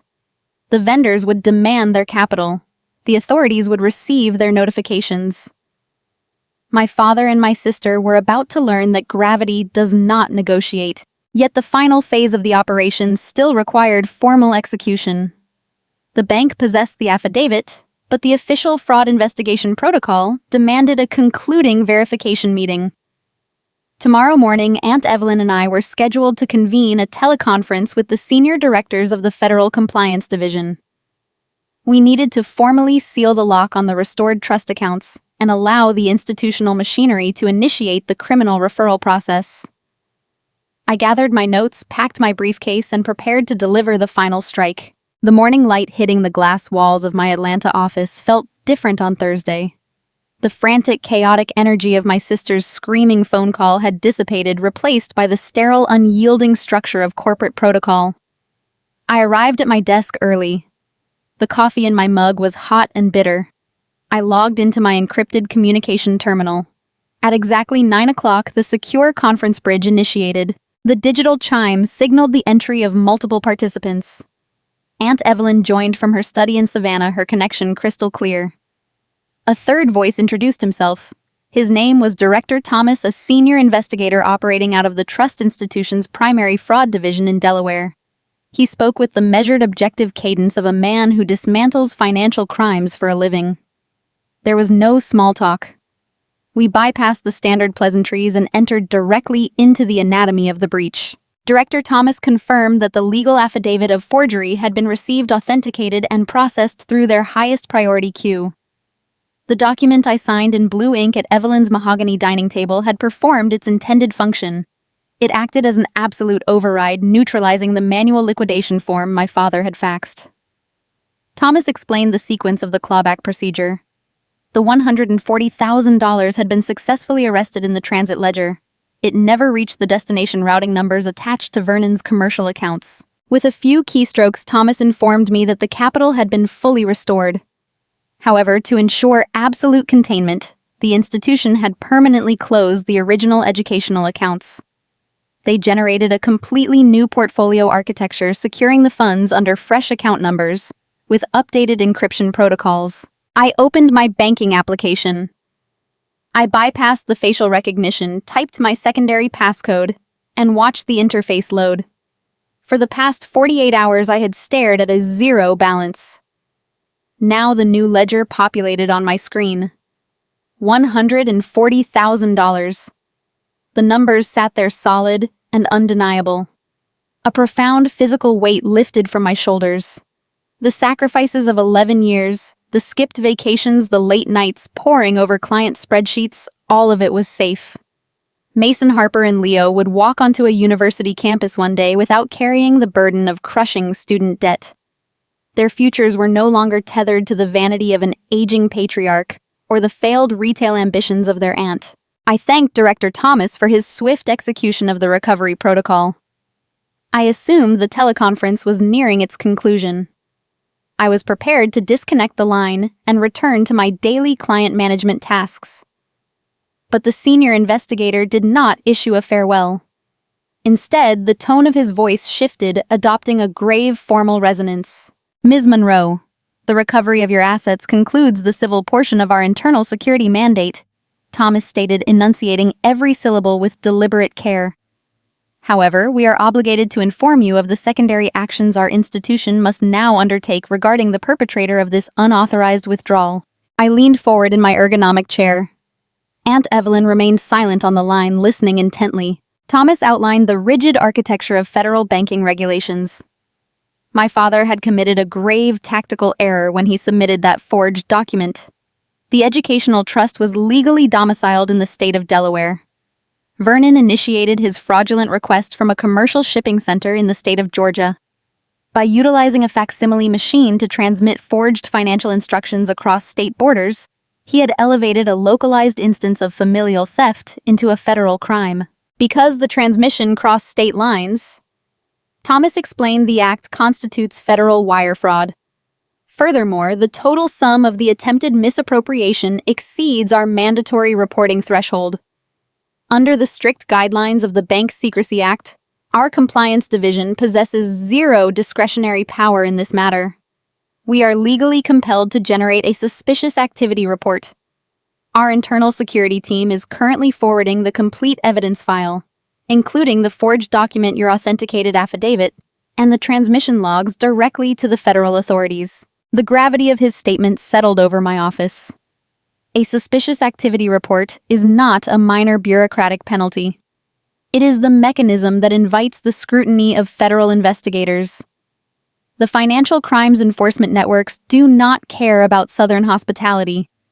They do not care about country club memberships, sponsored Little League teams, or tailored seersucker suits. They operate on a binary framework of lawful and unlawful conduct. Evelyn spoke up for the first time since the call began. Her voice was sharp, cutting through the static of the conference line. You are confirming that this matter is no longer contained within the jurisdiction of civil family court, she asked, verifying the parameter of the legal threat. That is correct, Thomas affirmed. The moment the forged document crossed state boundaries, the jurisdiction shifted. The federal government is now the injured party regarding the statutory violation. The investigation will proceed independently of your family's wishes. We wanted you to be aware, Ms. Monroe, because the forthcoming inquiry will likely result in formal inquiries, subpoenas, and potential criminal indictments against the initiating party. The teleconference concluded shortly after that exchange.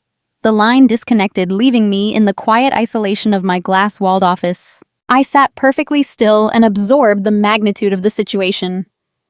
My father was going to face federal prosecution.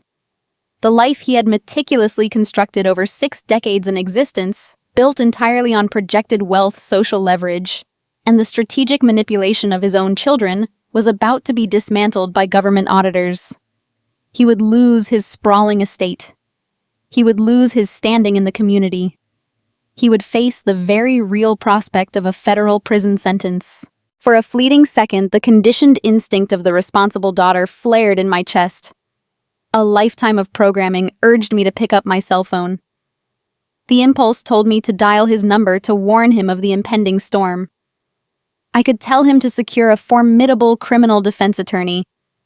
I could give him a 72-hour head start to brace for the impact of the federal inquiry. It would be the final act of a loyal child attempting to soften the blow for a reckless parent. I reached out and let my fingertips graze the edge of my smartphone. Then a specific memory surfaced. I recalled the sound of the golf cart engine whirring in the background of his phone call on Wednesday afternoon. I remembered the smug, patronizing warmth in his voice when he told me that my children were young enough to make the money back. He had stood on the green of his exclusive country club, swinging a titanium club, entirely at peace with the decision to steal the foundation of my son's and daughter's education. He did not feel remorse. He only felt entitled. I pulled my hand away from the phone. Warning him would only grant him the opportunity to obscure his assets or construct a new fabric of lies. He had operated in the shadows when he walked into that shipping store. He had forged my signature in silence, assuming his deception would remain undiscovered until it was too late for me to react. It was only fitting that his retribution arrived in the exact same manner. The federal investigators would not announce their arrival with a polite invitation. They would simply appear wielding the undeniable mathematics of his crime. He could face the consequences in the same silence he had utilized to commit the felony. I placed my phone inside my desk drawer and closed it. The decision was absolute. The safety of my children had been secured. The rest of the fallout belonged entirely to him. The calendar on my secondary monitor indicated the approach of the weekend. Saturday was looming. Savannah had scheduled her grand boutique relaunch gala for Saturday evening. She had dispersed tens of thousands of dollars in unbacked checks to event planners, premium caterers, and luxury import vendors. She was expecting a grand celebration attended by the highest echelons of Atlanta society. She believed the stolen capital was currently settling into her commercial ledger, ready to cover the extravagant costs of her vanity project. My father was planning to attend that gala wearing a tuxedo, ready to accept the quiet praise of the local elite for saving his golden child's business. Neither of them knew that their financial ecosystem had been permanently severed. Neither of them knew that the checks were already bouncing across the city, generating automated alerts in the accounting departments of their most critical vendors. I picked up my pen and began drafting an itinerary for the weekend. I needed to coordinate travel logistics. Aunt Evelyn had booked a short flight from the coast to Atlanta. We had a social obligation to fulfill. We were going to attend the relaunch gala. We would not wear evening gowns or flashy jewelry. We would wear tailored, understated business attire. We were not attending to celebrate a rebirth.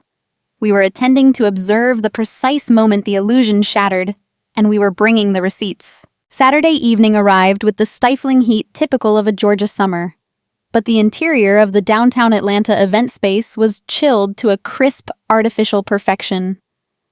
The venue was a restored industrial warehouse, featuring exposed brick walls, vaulted ceilings, and floor-to-ceiling windows that overlooked the city skyline. It was the premier location for high society gatherings, a place where fortunes were displayed and reputations were cemented. Tonight, it served as the stage for Savannah's grand relaunch gala. I walked through the double glass doors with Aunt Evelyn at my side. We did not blend in with the surrounding crowd. The invitations had specified formal evening attire. The room was a sea of floor-length silk gowns, tailored tuxedos, and glittering jewels. Women wore stiletto heels that clicked against the polished concrete floor. Men stood in tight circles holding crystal tumblers of dark liquor, discussing municipal zoning laws and golf handicaps. Evelyn and I wore business suits. I chose a sharp-structured navy blazer with matching trousers. Evelyn wore a severe, immaculate charcoal two-piece ensemble. We were dressed for a boardroom, not a ballroom. We were dressed for a liquidation. In my right hand, I carried a simple manila folder containing the printed evidence of my father's federal crime. We declined the host's offer to take our coats and bypassed the greeting line entirely. We navigated the perimeter of the room, selecting a strategic vantage point near the swinging wooden doors of the catering kitchen. From this shadowed corner, we commanded a full, unobstructed view of the entire operational floor. The sheer expense of the gathering was staggering.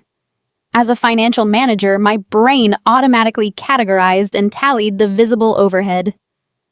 A towering pyramid of crystal coupe glasses dominated the center of the room, flanked by hired servers pouring expensive French champagne. A string quartet situated on a raised platform played classical renditions of modern pop songs. The floral arrangements alone represented a staggering budgetary drain. Cascading white orchids and rare blue hydrangeas spilled over the edges of tall silver vases on every cocktail table. Savannah had spared no expense to manufacture the illusion of triumph.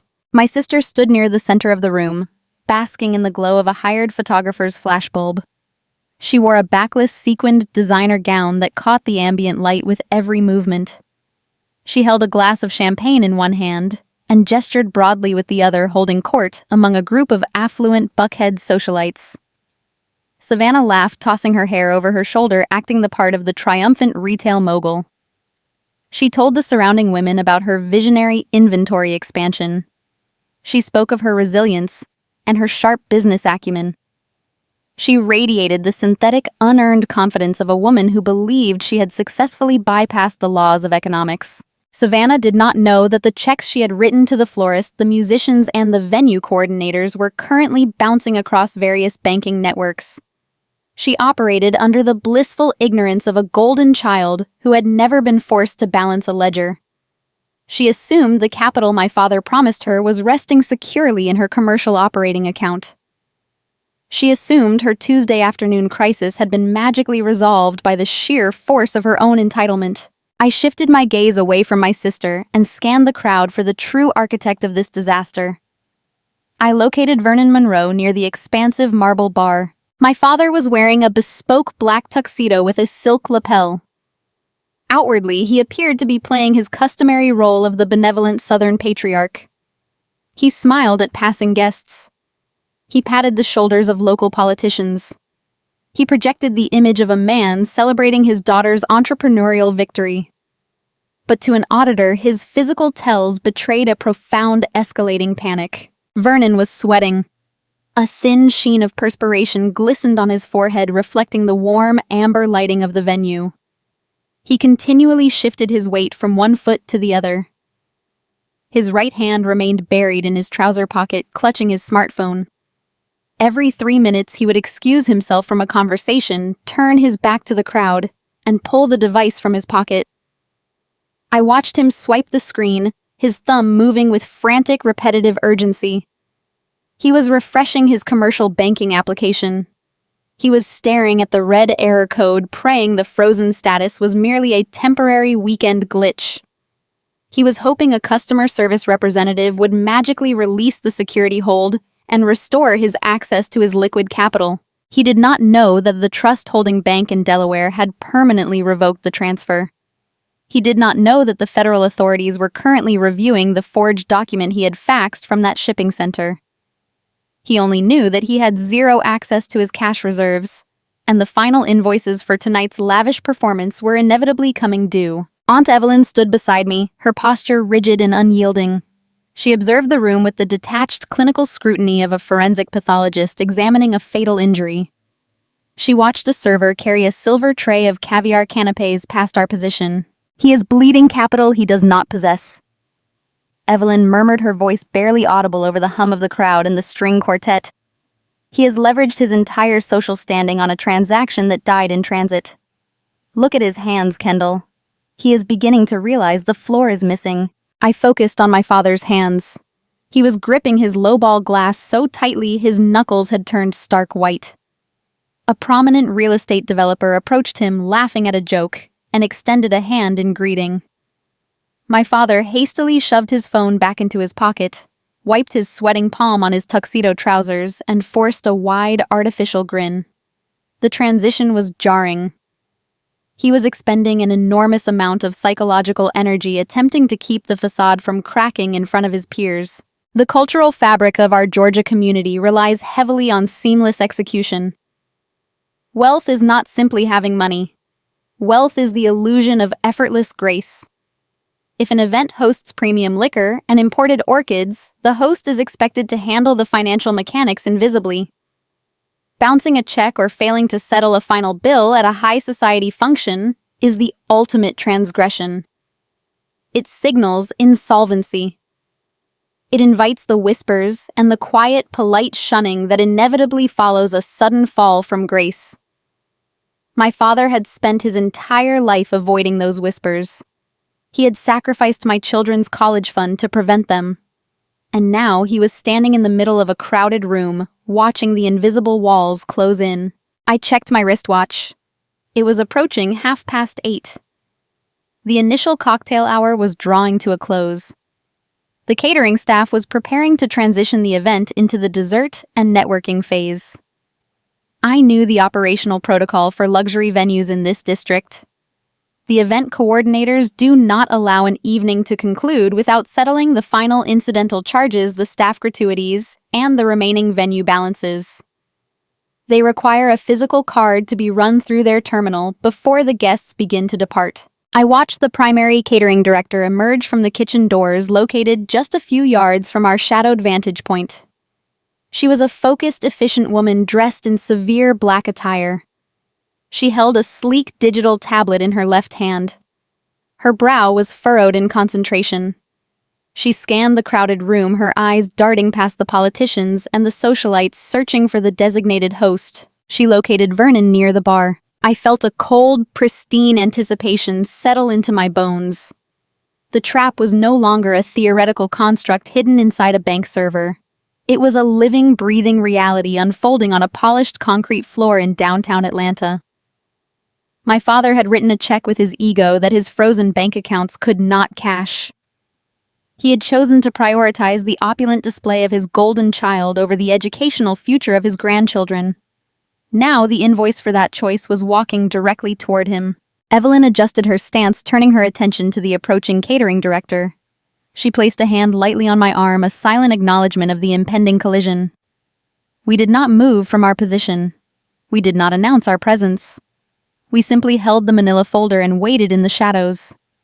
The string quartet transitioned into a lively, upbeat tempo, entirely oblivious to the financial execution about to take place. Savannah continued to laugh for the photographer's camera striking a pose beside the champagne tower.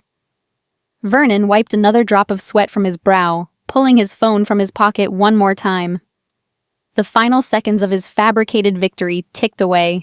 The director of operations navigated the crowded floor with singular purpose. She bypassed the waiters carrying silver trays of hors d'oeuvres and ignored the guests debating local zoning ordinances. She approached my father just as he finished delivering a charismatic anecdote to a prominent state senator. Vernon held his lowball glass of premium bourbon, smiling with the effortless grace of a man who believed he owned the room. The director did not return his smile.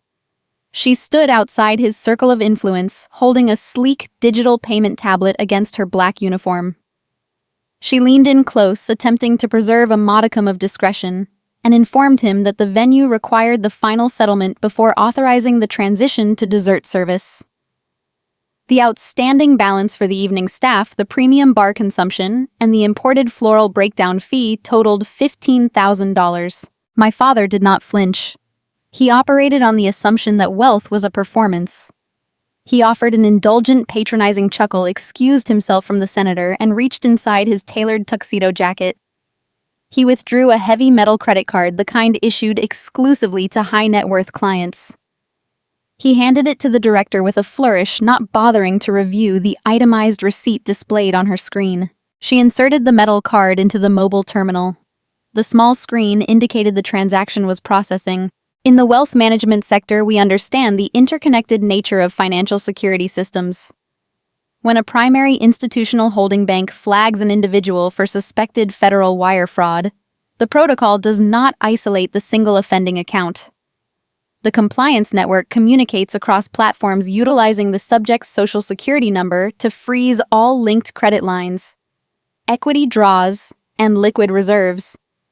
A federal hold is a financial quarantine. The tablet emitted a sharp, discordant electronic rejection tone. In a busy restaurant, that sound might blend into the ambient noise. But in an acoustically engineered event space during a brief lull between songs from the string quartet, the tone was unmistakable. It cut through the low hum of conversation like a dropped glass. The state senator glanced down at the terminal. Several guests standing near the bar turned their heads. Vernon offered another practiced laugh. He waved his hand dismissively. He blamed the embedded microchip. He blamed the venue's wireless connection. He assured the director and his immediate audience that his primary bank often enacted overly cautious fraud algorithms during large evening transactions. He retrieved his leather wallet, sliding a secondary platinum credit card from the premium tier slot, and handed it over with a strained smile. The director swiped the second card through the magnetic reader. The terminal produced a second rejection tone, louder and more final than the first. The screen displayed an error message indicating a global institutional hold. The issuing bank had suspended his purchasing power entirely. The moisture on my father's forehead thickened into visible beads of sweat. The genial warmth drained from his posture. He asked the director to manually input the account numbers, his voice dropping an octave, losing its confident southern cadence. The director obliged, her demeanor shifting from deferential service worker to a vendor actively securing her ledger. She typed the digits. She pressed the authorization button. The third rejection notice appeared instantly. The director looked up from her screen. She informed my father that his financial institution had placed a hard lock on his entire profile.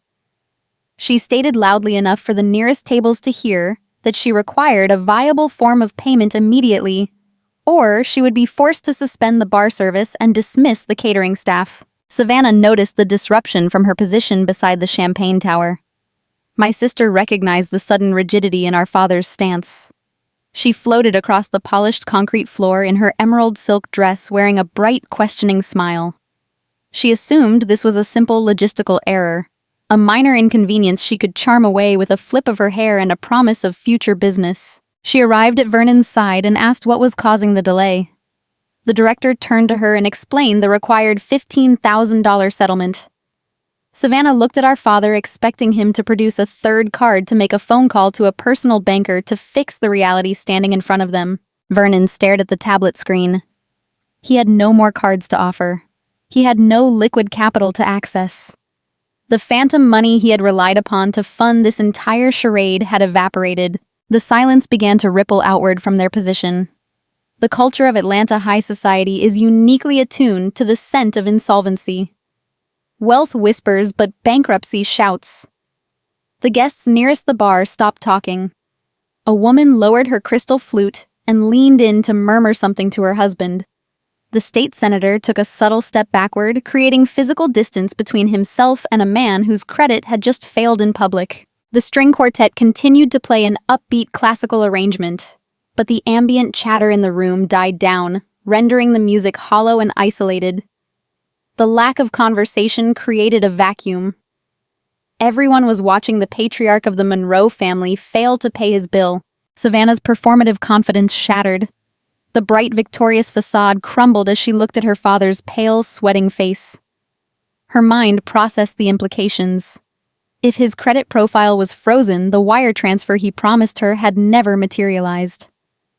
She realized that the physical checks she had written to her European silk importers, her custom leather artisans, and her commercial landlord were unbacked. The realization hit her with physical force. Her breathing turned shallow. Her shoulders slumped. The luxurious gown she wore suddenly looked like a costume she could not afford. Vernon understood the social execution taking place around him. He was losing his standing, his reputation, and his golden child's admiration in real time. He pulled his smartphone from his pocket, tapping the screen with frantic, trembling fingers.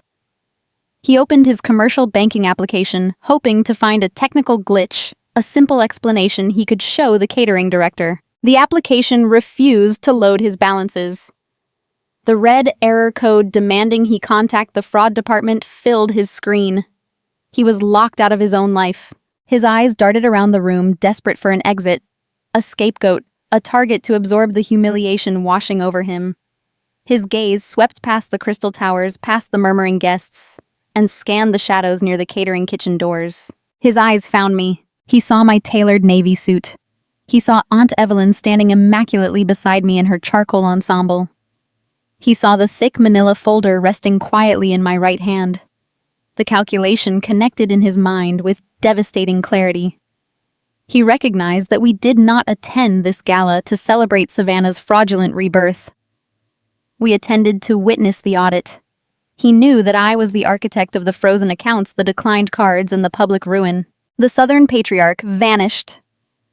The polished genial persona he had spent decades constructing melted away in a fraction of a second, leaving only raw, unfiltered fury. He shoved his phone into his tuxedo pocket. He pushed past the catering director, nearly knocking the digital tablet from her hands. He marched across the polished concrete floor, his strides heavy and deliberate.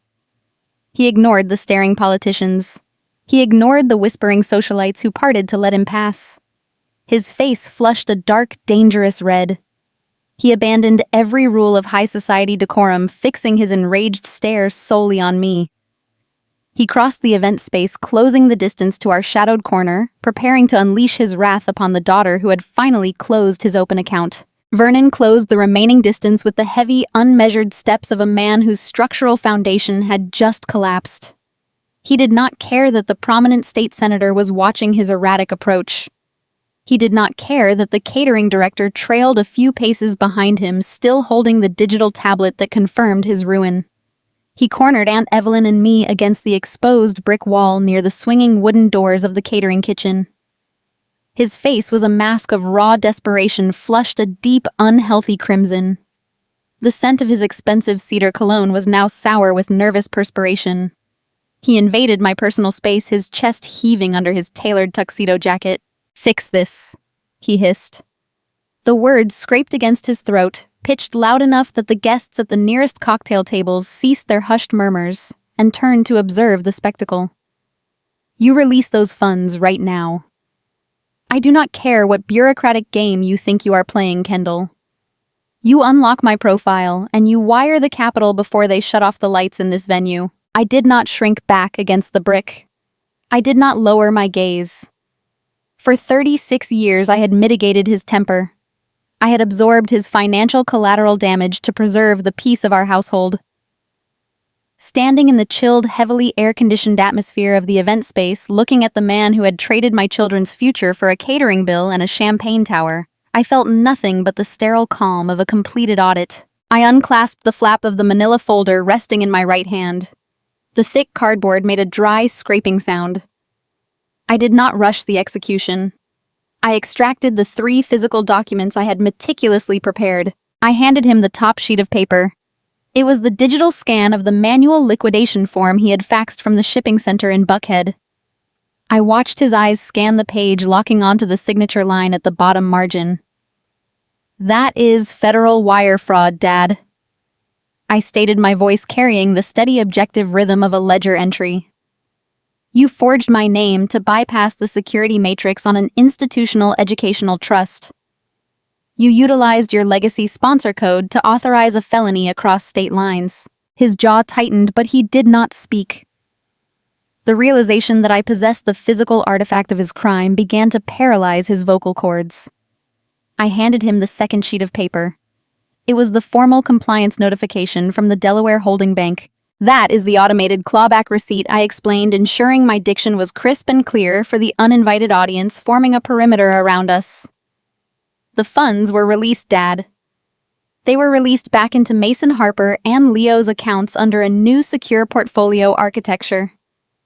The transit ledger was frozen the moment my legal affidavit hit the compliance network. You have been holding phantom capital for 48 hours. You built this entire evening on a synthetic deposit that evaporated the second you pressed submit." The color drained from his face, replacing the angry, flushed crimson with a sickly, ash-gray pallor. He stared at the corporate bank letterhead. His hands began to tremble, causing the edge of the paper to vibrate.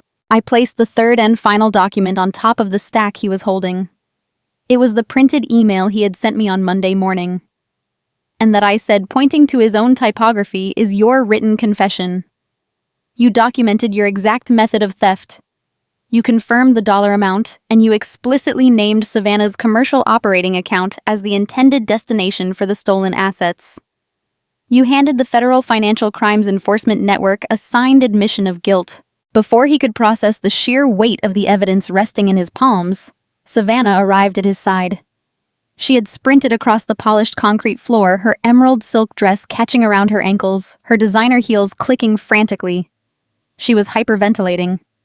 Her carefully applied makeup was starting to streak at the corners of her eyes.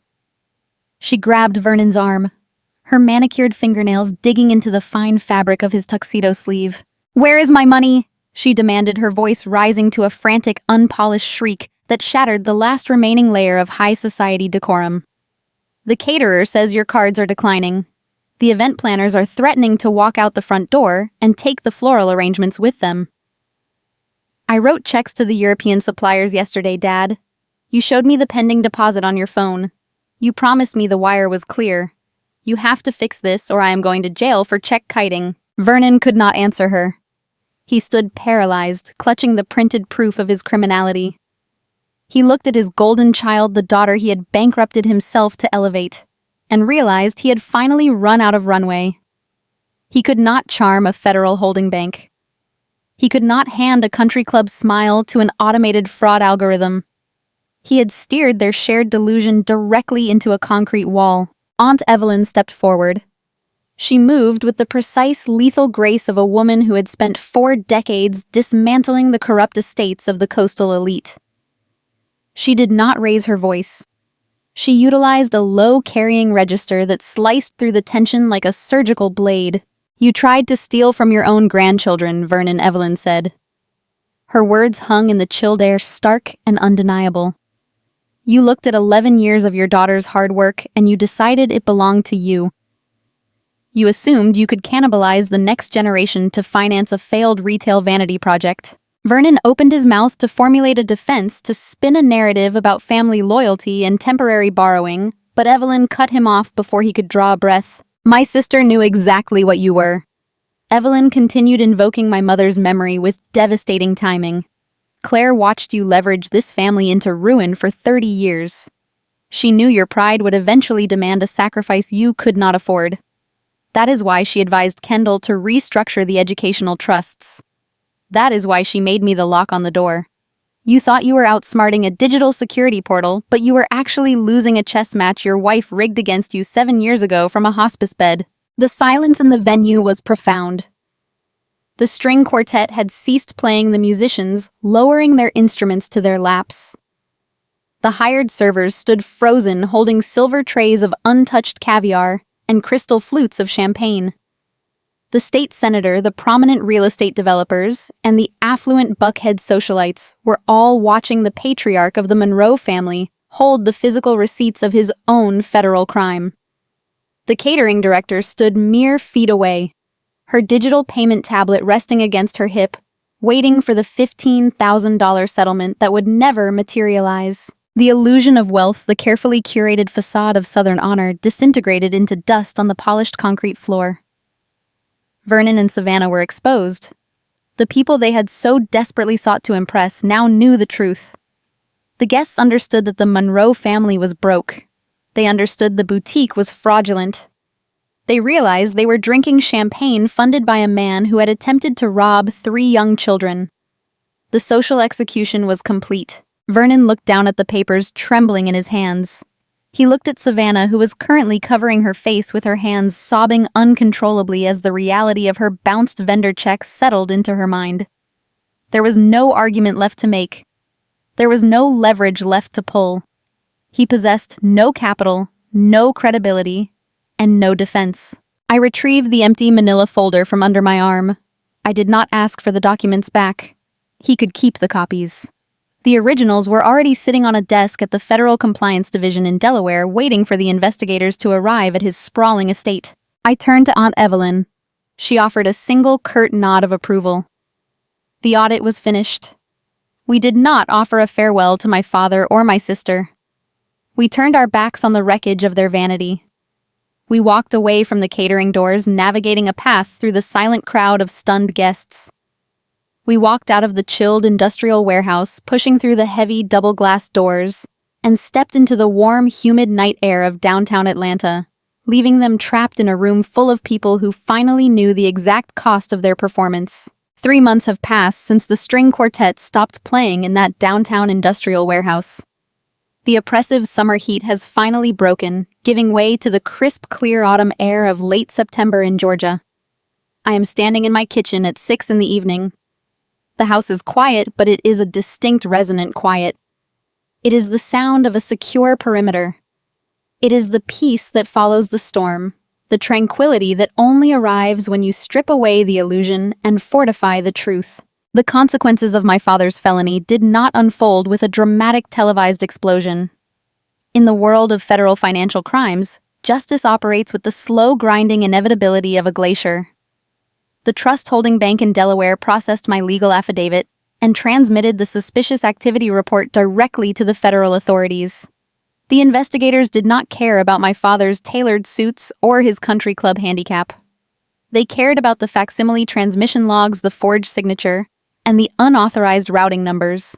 Federal agents arrived at his sprawling estate on a Tuesday morning in October. They served him with a formal subpoena officially notifying him that he was the target of an active federal inquiry for wire fraud and identity theft. The subsequent legal defense required an immediate, exorbitant retainer. Because his commercial accounts were red-flagged and monitored, my father was forced into a rapid liquidation of his remaining tangible assets. The bank initiated foreclosure proceedings on the estate after he defaulted on the primary mortgage. He sold his imported sports car. He was forced to resign from his position on the country club board to avoid bringing a public scandal to their pristine fairways. Vernon Monroe is now a man confined to a shrinking island. He spends his days meeting with criminal defense attorneys attempting to negotiate a plea agreement that might keep him out of a federal penitentiary.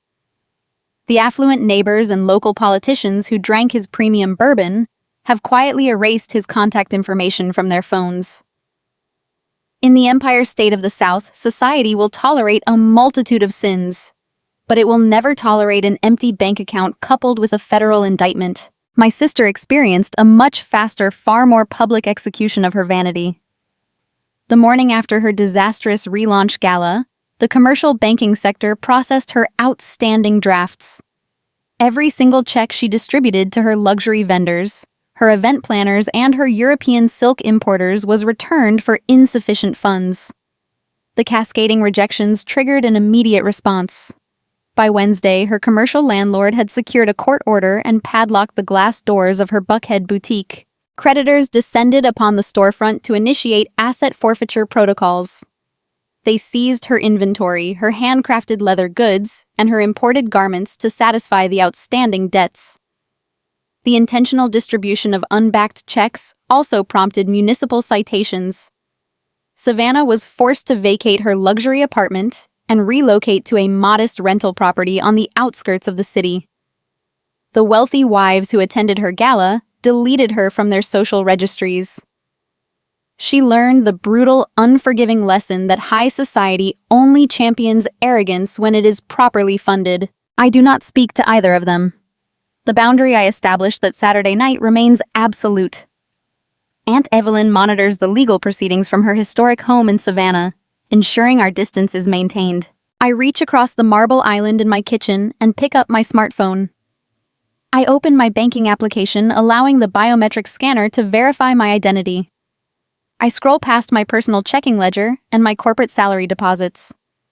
I navigate to the bottom of the screen, selecting the newly architected educational trusts. I look at the numbers. $140,000. Beneath that principal balance, a second line item displays the accrued quarterly yield. The funds are generating wealth again. The capital is safely locked behind updated encryption barriers and the uncompromising vigilance of Aunt Evelyn. The money sits there quiet and protected, guaranteeing that Mason, Harper, and Leo will step onto a university campus without inheriting a legacy of financial anxiety. I place the phone face down on the counter. I am no longer the wallet child. I am the architect of my own household. Footsteps echo down the hallway. Mason walks into the kitchen carrying his heavy math workbook and a sharpened pencil. He is 12 years old, observant, growing taller every day, and entirely safe. He climbs onto the stool next to me and drops the workbook onto the marble surface. He sighs the heavy, dramatic sigh of a middle school student confronted with a difficult assignment. I need help with the algebra section, he says, pushing the open book toward me. The teacher introduced a new formula today, and none of it makes any sense. I smile, pull out the chair beside him, and sit down. I look at the open page. The lesson is an introduction to exponential growth. The word problems require the students to calculate future values based on a starting principle and an annual yield rate. It is the mathematics of compound interest. I pick up the pencil and draw a simple graph in the margin of his workbook. I do not just want to teach him the formula. I want to teach him the philosophy behind the numbers. Look at the starting balance, I tell him, pointing to the principal amount in the word problem. This number represents the foundation. It represents the work you do today. When you put this foundation in a safe place, it begins to gather a little bit of extra value every year. That extra value is the interest. Mason watches the tip of my pencil. So, the bank just gives you free money? He asks, his brow furrowed in concentration. It is not free, I explain, keeping my voice gentle but firm. It is the reward for discipline. When you leave the foundation alone, the interest gets added to the principal. The next year, the bank calculates the growth based on that new, bigger number. The growth accelerates. It builds upon itself layer by layer, year after year. That is compound interest. It is the mathematical proof that patience and protection create lasting strength. He nods, taking the pencil from my hand. He applies the formula to the first problem, his young mind grasping the mechanics of the equation. He calculates the exponential return, writing the final dollar amount on the blank line. But there is a catch, I add, watching him work. If someone comes along and takes the foundation away, or if you spend the principal on things that do not matter just to impress other people, the math stops working. The growth dies. You have to start all over from zero. Mason looks up from his workbook, his eyes meeting mine. So the most important part is protecting the starting number, he says. The most important part is protecting the starting number, I confirm. You guard the foundation. He smiles, satisfied with the logic, and turns his attention to the second equation on the page. I sit beside him in the quiet kitchen, watching him trace the numbers. The evening light fades outside the window, casting a warm glow across the room. I did not just rescue a college fund. I broke a generational cycle of exploitation. My father spent his entire life teaching his children that family honor was a theatrical performance, a fragile image sustained by debt manipulation and the sacrifice of the responsible sibling. He believed that truth was secondary to appearance. Sitting next to my son, I know that true family wealth cannot be measured by imported cars, country club memberships, or lavish catered parties. True family wealth is the stability of a quiet house. It is the peace of a balanced ledger. It is the unbreakable boundary drawn to protect the people who depend on you. I look at the numbers Mason is writing on his homework. The foundation is safe. The cycle is broken. The growth can finally begin.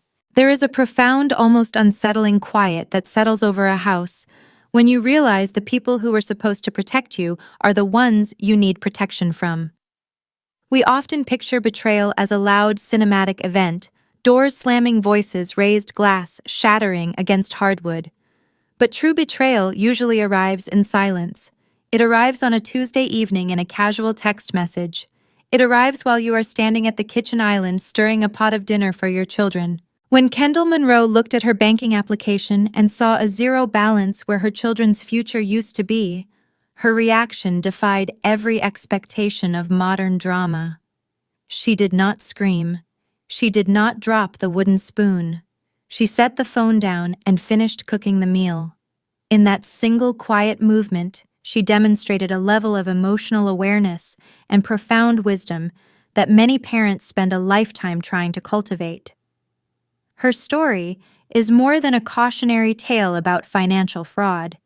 It is a mirror held up to the complexities of the modern American family, reflecting the dangerous lines we draw between love obligation and the toxic pursuit of an illusion. In American culture, particularly within the affluent circles of traditional Southern society, there is an immense unspoken pressure to maintain a flawless exterior.